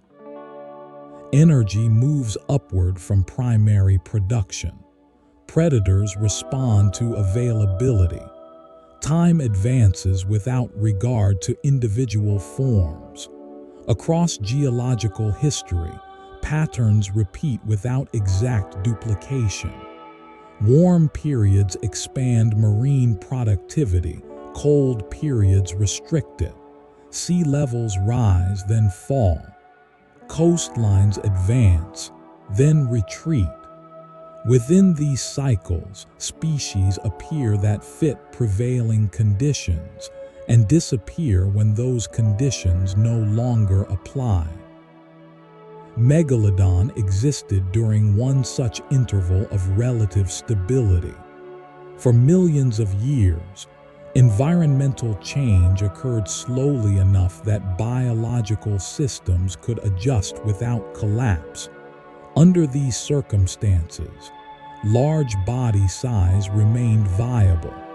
Energy input exceeded demand. Reproductive success remained sufficient to sustain populations. This balance did not require constancy. Short-term fluctuations occurred: storms, regional cooling, changes in prey abundance. These events were absorbed by the system without long-term disruption. Stability emerged from duration rather than uniformity. As cycles progressed, the rate and magnitude of change increased. Cooling accelerated. Ocean circulation reorganized. Productivity patterns shifted more rapidly. Under faster change, buffering capacity declined. Systems became more sensitive to disturbance. Large specialists were affected first. Smaller, more flexible organisms adjusted more readily. This sequence is observed repeatedly in the fossil record. Megalodon followed the same pattern. The repetition of this outcome does not diminish its significance. Instead, it clarifies mechanism. Extinction is not an isolated event. It is a phase within long cycles of expansion and contraction. These cycles continue today. Modern oceans are undergoing rapid change. Species distributions shift in response to temperature and chemistry. Some populations decline, others expand. The same principles operate, though participants differ. Understanding Megalodon within this context removes emphasis from individual traits and places focus on system dynamics. The species becomes an indicator of conditions rather than an exception to rules. From this perspective, the presence of Megalodon marks a peak in marine predator size during a specific climatic regime. Its absence marks transition to a different regime. Neither state is permanent. Sediment layers preserve this alternation. One layer records presence, another absence, another presence of different forms. Over time, these layers accumulate into a continuous record of change. The record does not end. It extends forward beyond present observation. Future layers will document current ecosystems, their changes, and their outcomes. The ocean remains the setting. Physical laws remain constant. Biological responses vary. Cycles continue. Without reference to individual species in scientific study, absence is not empty. When a species no longer appears in the fossil record, when expected evidence fails to appear despite extensive sampling, that absence becomes data. In the case of Megalodon, absence is consistent, widespread, and persistent beyond a certain point in geological time. Sedimentary layers younger than the early Pliocene contain abundant marine fossils. Sharks are present. Whales are present. Fish are present. Yet Megalodon teeth are not. This selective absence indicates a biological change rather than a failure of preservation. The conditions that once recorded Megalodon continued to record other organisms. Absence also appears in ecological modeling. When the energy requirements of a megalodon-sized predator are applied to modern ocean conditions, models show instability. Prey density would not support sustained populations. Reproductive output would fail to offset mortality.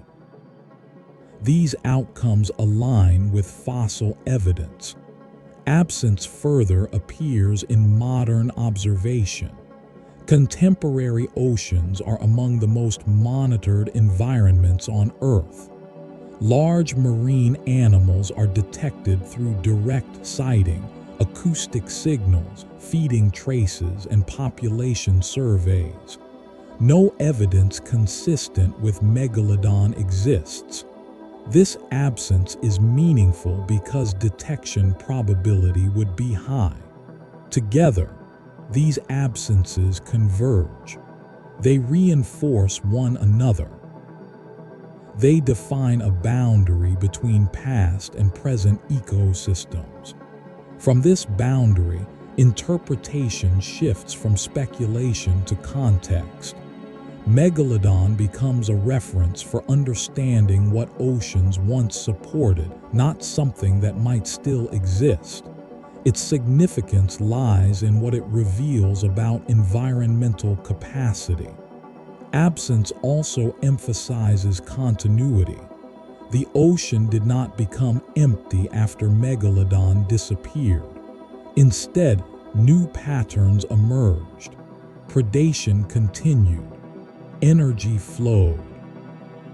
The system reorganized without disruption to underlying processes. This reorganization highlights adaptability at the system level. While individual species may be constrained, ecosystems as wholes adjust. Roles are redistributed rather than erased. Understanding this helps avoid misinterpretation. Extinction does not imply collapse. It implies transition. The life cycle of Megalodon ended, but the process that produced it did not. Sediment continued to form. Water continued to move. Life continued to respond. Absence remained recorded as clearly as presence once was. Viewed across sufficient time, the ocean functions as a continuous system rather than a sequence of events. Temperature shifts, circulation changes, biological turnover all occur within a framework that does not reset or conclude.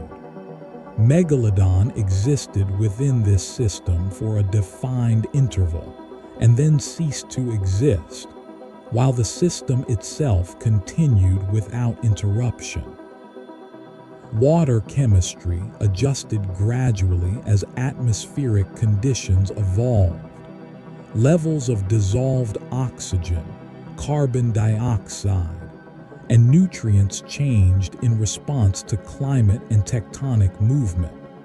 These changes influenced which organisms could thrive. Large predators such as Megalodon were sensitive to these parameters because of their high metabolic demands. Ocean basins themselves changed shape. Continental drift altered coastlines and seaways. Some passages narrowed and others closed entirely. These physical changes modified current strength and direction. Regions that once received steady nutrient input experienced decline.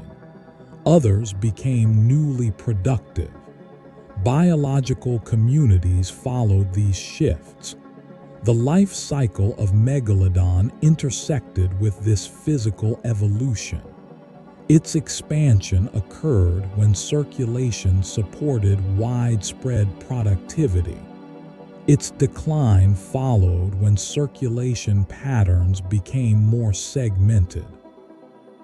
The relationship between physical structure and biological outcome remained direct. No evidence suggests that Megalodon adapted behaviorally at a rate sufficient to overcome these changes. Large body size limited flexibility. Reproductive cycles were long. Population recovery was slow. Under increasing variability, these traits reduced persistence. Other species responded differently. Smaller sharks diversified.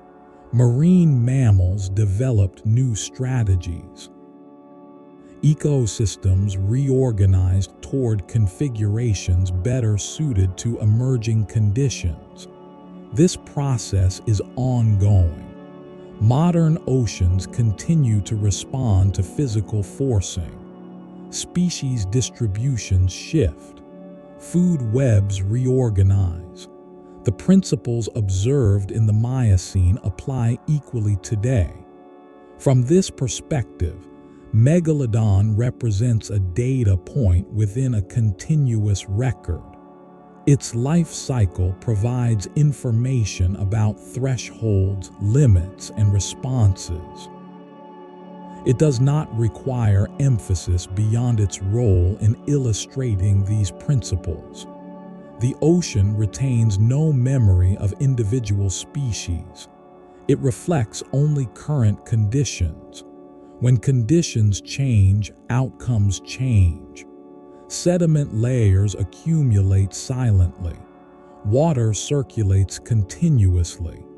Life reorganizes incrementally. The system remains active, unbroken, and ongoing. In any ecological system, thresholds exist beyond which adjustment becomes unlikely. These thresholds are not fixed points, but ranges where small changes accumulate until reversal is no longer possible. For Megalodon, multiple thresholds were approached simultaneously during the late Miocene and early Pliocene. Thermal tolerance formed one such boundary. As global temperatures declined, warm water habitats contracted. Megalodon could tolerate moderate cooling, but only within limits. Sustained exposure to colder waters increased metabolic cost and reduced efficiency. Once suitable thermal zones became fragmented, movement between them required greater energy expenditure. Prey availability represented another threshold. Large marine mammals remained present, but their density decreased in many regions. Even small reductions in prey frequency had amplified effects on a predator with high energetic demand. Missed feeding opportunities could not be easily compensated. Habitat structure also imposed limits. The reduction of shallow coastal areas constrained nursery habitat availability. Juvenile survival depended on these environments.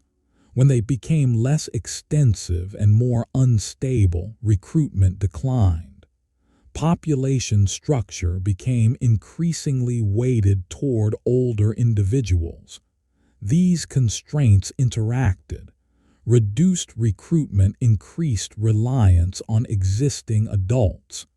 Increased energetic stress reduced adult longevity. Together, these pressures narrowed the margin for persistence. Importantly, none of these thresholds required extreme change. Gradual shifts were sufficient when sustained over long durations. This characteristic is common in extinction processes observed in the fossil record. Once thresholds were crossed, recovery became improbable. Even if conditions briefly improved, population size and genetic diversity may have fallen too low to respond effectively. Extinction followed as a delayed outcome. Such processes continue to operate in modern ecosystems. Thresholds are crossed quietly. Effects emerge later. Interpretation often occurs only in retrospect. Megalodon's extinction reflects this pattern. It was not sudden, not localized, and not catastrophic. It was the result of sustained constraint acting on a highly specialized organism. Understanding this reinforces a broader principle. Biological success depends not on dominance, but on compatibility with change. When compatibility declines, persistence becomes unlikely regardless of size or strength. The ocean continued to operate within physical laws. Life responded within biological limits. Outcomes followed naturally. The record preserves this sequence without emphasis, without exception. When the life cycle of Megalodon is reviewed again, not as a sequence of events, but as a functioning biological system, its dependence on environmental stability becomes increasingly clear. Each stage of life operated effectively only because surrounding conditions remained within a narrow and predictable range. Reproduction depended on warm, shallow waters that persisted over long periods.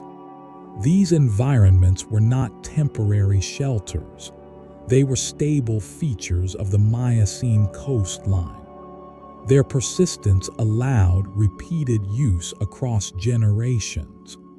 Without reliable nursery zones, internal gestation alone would not have ensured juvenile survival. Early growth required frequent access to manageable prey. Juvenile megalodons fed often, their smaller size demanding steady intake of energy. Shallow coastal ecosystems provided fish, rays, and smaller sharks in sufficient density. This density reduced the need for long-distance movement during early life, conserving energy and lowering risk. As individuals matured, their increasing size reduced vulnerability but increased energetic demand. At this stage, the transition into deeper and more open waters became necessary. This transition succeeded only because prey availability expanded with body size. Larger prey compensated for lower feeding frequency. Adulthood functioned as a period of energetic balance. Energy intake from infrequent large meals offset the cost of maintaining a large body. Reproductive investment occurred intermittently rather than continuously. This balance depended on predictable prey migration and relatively stable water temperatures. Throughout this cycle, mortality remained low when conditions were favorable. Juvenile mortality decreased in protected habitats. Adult mortality remained limited due to size and lack of predators. Population structure remained balanced as long as recruitment replaced natural loss. Aging introduced gradual inefficiencies, but did not immediately disrupt survival. Older individuals remained capable of feeding. Tooth replacement mitigated wear. Decline occurred slowly rather than abruptly. This entire cycle relied on continuity. No stage was independent. Disruption at any point propagated forward. Reduced nursery stability affected juvenile survival. Reduced juvenile survival affected adult population size. Reduced adult numbers lowered reproductive output. Environmental change acted first on the most sensitive stages.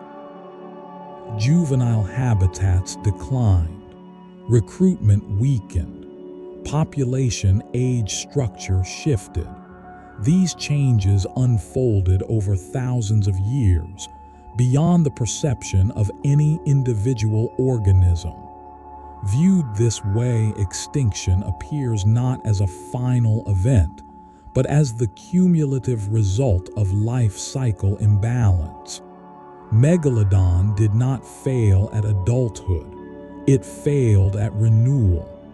This pattern is consistent across many extinct species. Life cycles that require multiple stable conditions are less resilient to gradual change. Flexibility at one stage cannot compensate for rigidity at another. The fossil record preserves this outcome indirectly. Large adult teeth remain common until late stages. Smaller juvenile teeth decline earlier. This shift suggests declining recruitment before complete disappearance. Understanding extinction through life cycle dynamics emphasizes process over outcome. It removes focus from the end and places it on the gradual loss of balance. The ocean continued to change, life cycles adjusted or ended, and new systems formed. After Megalodon disappeared from the oceans, the marine environment did not enter a period of disruption or instability. Instead, existing processes continued and adjusted gradually. The absence of a single apex predator altered patterns of energy flow, but did not interrupt them. Marine mammal populations responded first. In regions where Megalodon had once exerted strong predatory pressure, some whale species expanded their ranges or altered migration timing. Grouping behavior became more common in certain lineages. These changes were not sudden adaptations, but gradual shifts favored over many generations. Other predators filled portions of the ecological space left behind. Large sharks continue to function as important hunters, though at smaller sizes. Early forms of social predation among toothed whales increased in effectiveness. These predators relied on cooperation rather than size alone, allowing them to hunt a broader range of prey under more variable conditions. Food webs became more distributed. Instead of energy passing through a small number of extremely large predators, it moved through multiple intermediate-sized predators. This distribution reduced reliance on any single species and increased resilience to environmental fluctuation. Ocean productivity continued to vary with climate. Cooling trends persisted through the Pliocene and into the Pleistocene. Ice ages intensified temperature gradients and strengthened seasonal variability. These conditions favored mobility, behavioral flexibility, and shorter life cycles. Shallow coastal environments continued to change as sea levels fluctuated. Some nursery habitats disappeared permanently. Others reformed temporarily during interglacial periods. Species capable of exploiting these transient habitats gained advantage. Those requiring long-term stability declined. The absence of Megalodon did not remove predation from marine systems. Instead, it altered scale. Predation pressure became more frequent but less concentrated. This shift influenced prey evolution differently, favoring speed, coordination, and rapid reproduction rather than structural reinforcement alone. Over time, modern marine ecosystems emerged. Large baleen whales persisted. Toothed whales diversified. Sharks occupied many niches rather than one dominant form. The system reflected adaptation to variability rather than stability. From a geological perspective, this transition represents continuity rather than replacement. The ocean remained the same physical system, responding to the same forces. Biological structure changed to match new constraints. Megalodon's absence became normalized. Later ecosystems developed without reference to its existence. No trace of behavioral memory persisted. Only fossil evidence recorded the difference. The ocean continued to circulate, species adjusted, and balance reformed under new conditions. When the full span of Megalodon's existence is placed against the background of Earth's history, its life becomes a measure of environmental possibility rather than exception. The species appeared when conditions aligned, persisted while those conditions remained stable, and disappeared when alignment was lost. No further explanation is required. Across millions of years, the ocean provided warmth, space, and sufficient energy to support extreme size. During that interval, Megalodon functioned efficiently within its ecological role. Its anatomy, behavior, and life cycle matched the demands and opportunities of the Miocene seas. This compatibility sustained the species without the need for constant adaptation. As conditions shifted, the same traits that once supported success limited flexibility. Large body size required reliable prey. Slow reproduction required stable nursery habitats. Long lifespan required environmental consistency. When these requirements could no longer be met simultaneously, population renewal declined. The end of Megalodon did not mark a failure of design. It marked the end of suitability. Environmental systems changed direction. Biological systems followed. From the perspective of deep time, this sequence repeats continuously. Species emerge in response to opportunity. They persist within constraint. They disappear when constraint outweighs opportunity. The ocean records these transitions without emphasis through sediment, chemistry, and fossil remains.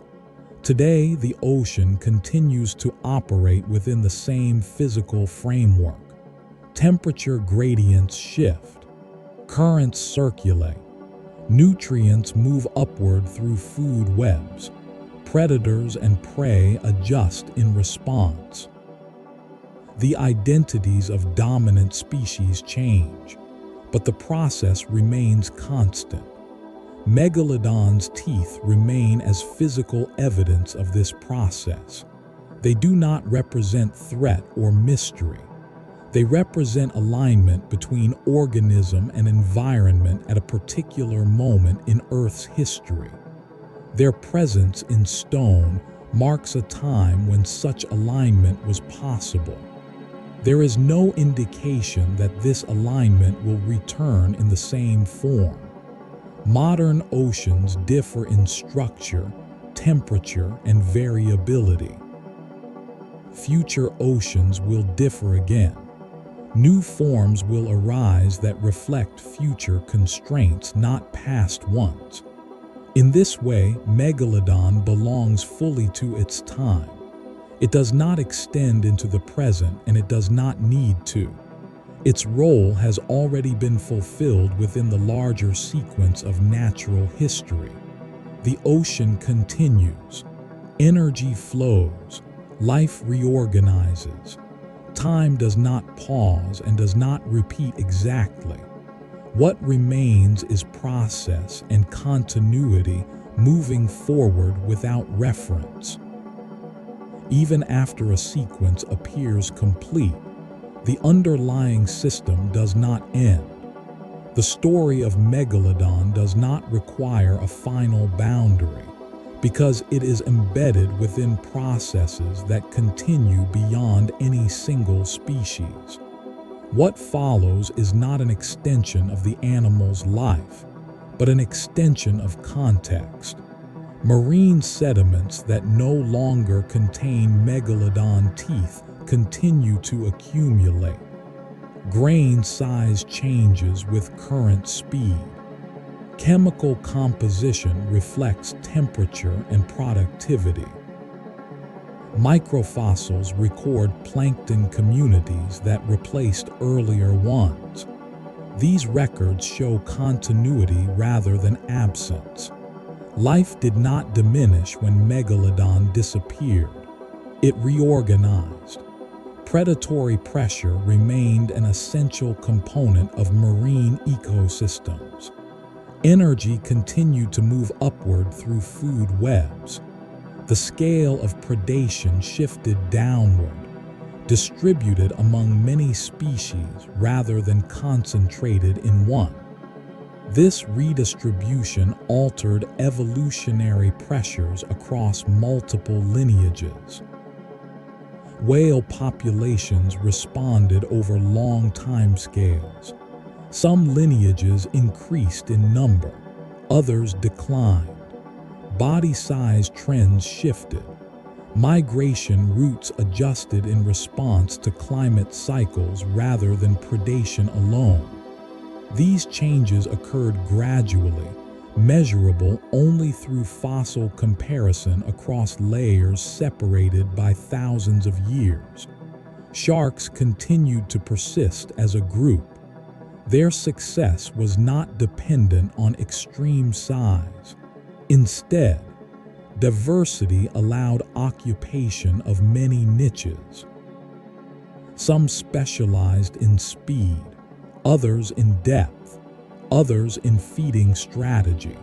This diversity increased resilience under variable conditions. The principles illustrated by Megalodon's life cycle apply broadly.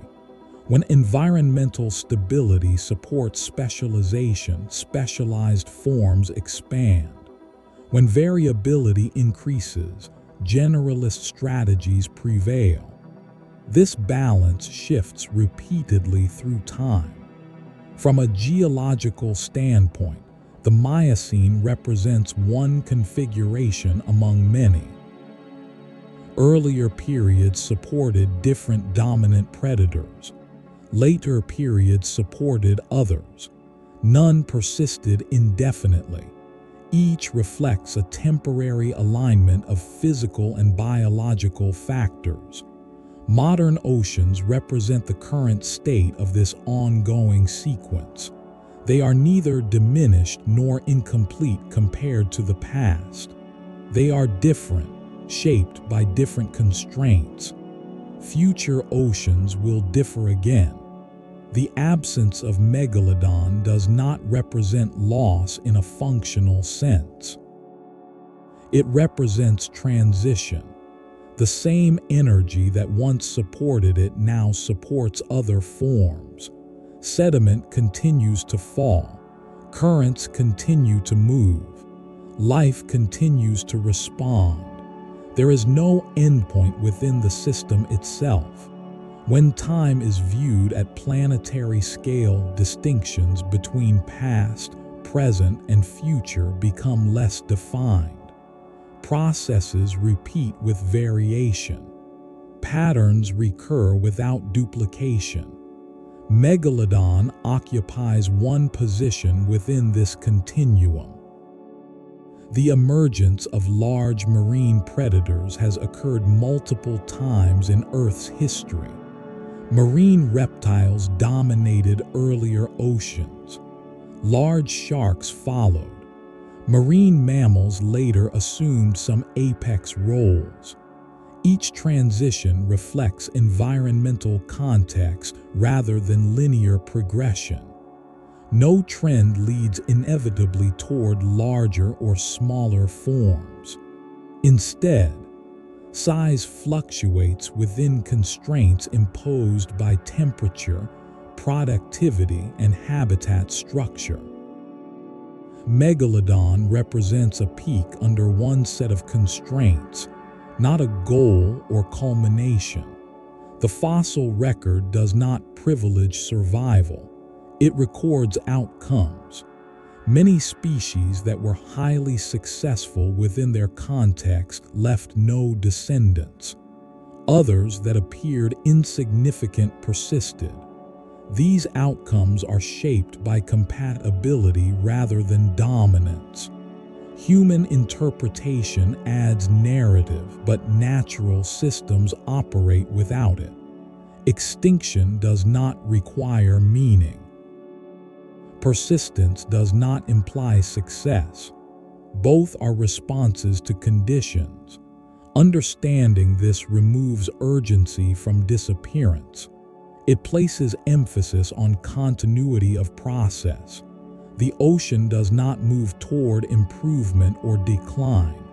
It moves toward balance under current conditions.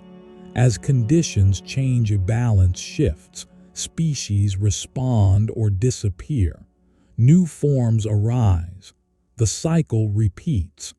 Megalodon's presence and absence are equally ordinary within this framework. Time continues, systems adjust, and history accumulates without pause. This final extension does not introduce new information.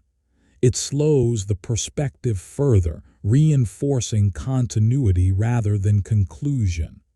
The ocean remains governed by physical laws. Density gradients drive circulation. Temperature influences metabolism. Energy limits size. These principles apply equally across eras. Life responds within these limits. When energy is abundant and predictable, large forms emerge. When energy becomes variable, smaller and more flexible forms persist. Megalodon followed this pattern precisely. Its life cycle reflected opportunity. Its extinction reflected constraint. Neither outcome required exception. In listening slowly, repetition reinforces understanding. The same principles appear again and again across different contexts.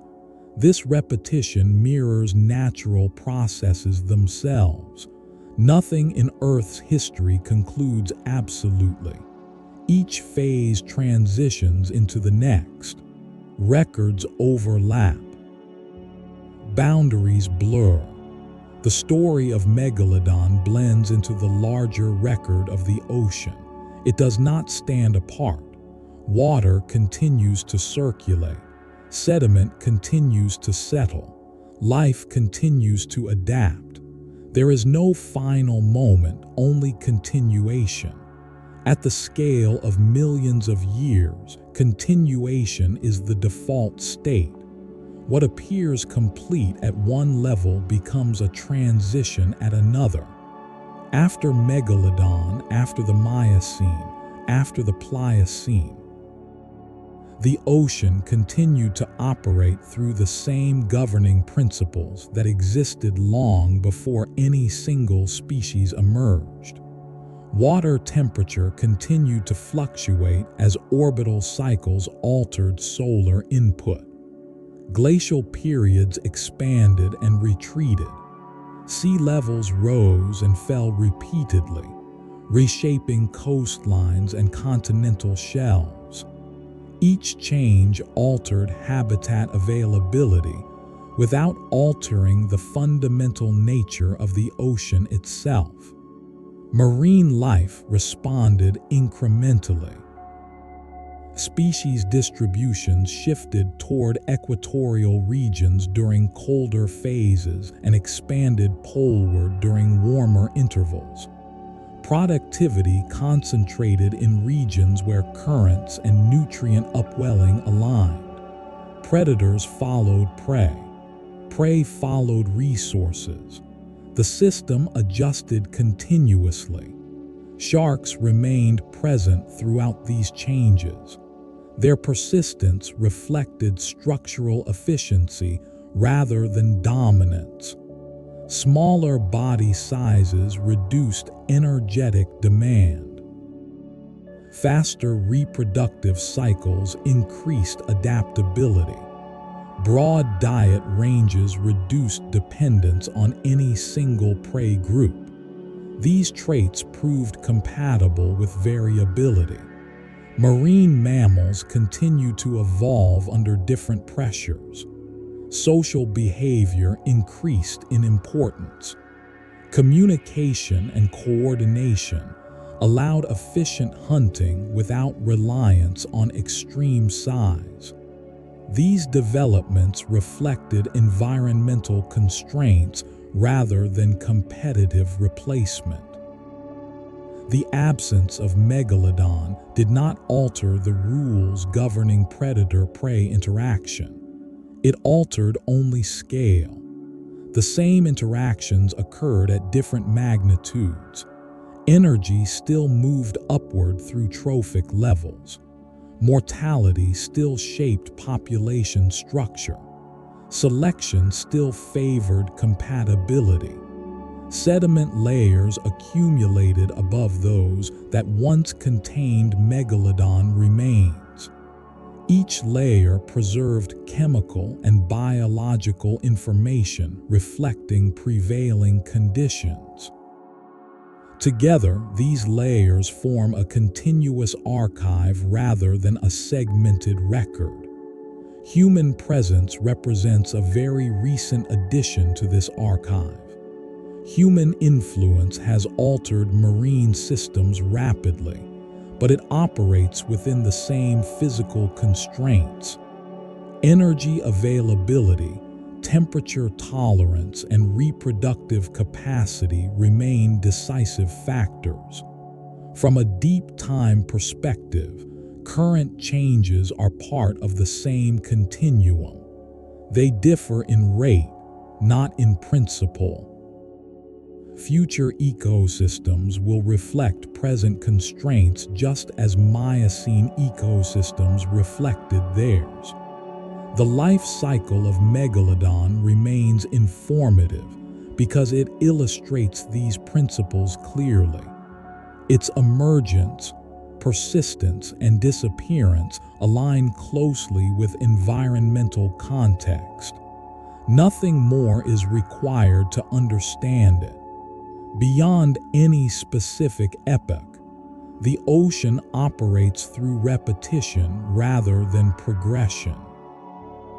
Physical forces interact continuously, producing outcomes that differ in detail but not in structure.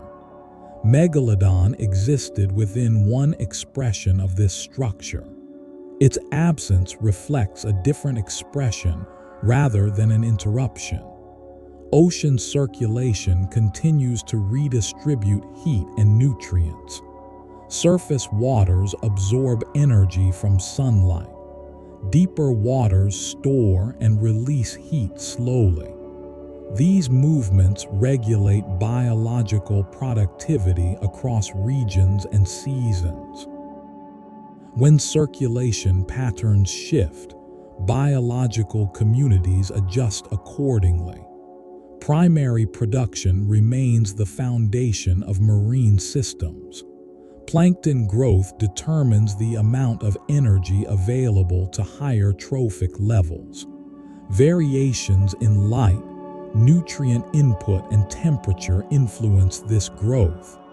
Changes at this base propagate upward, affecting fish, marine mammals, and predators.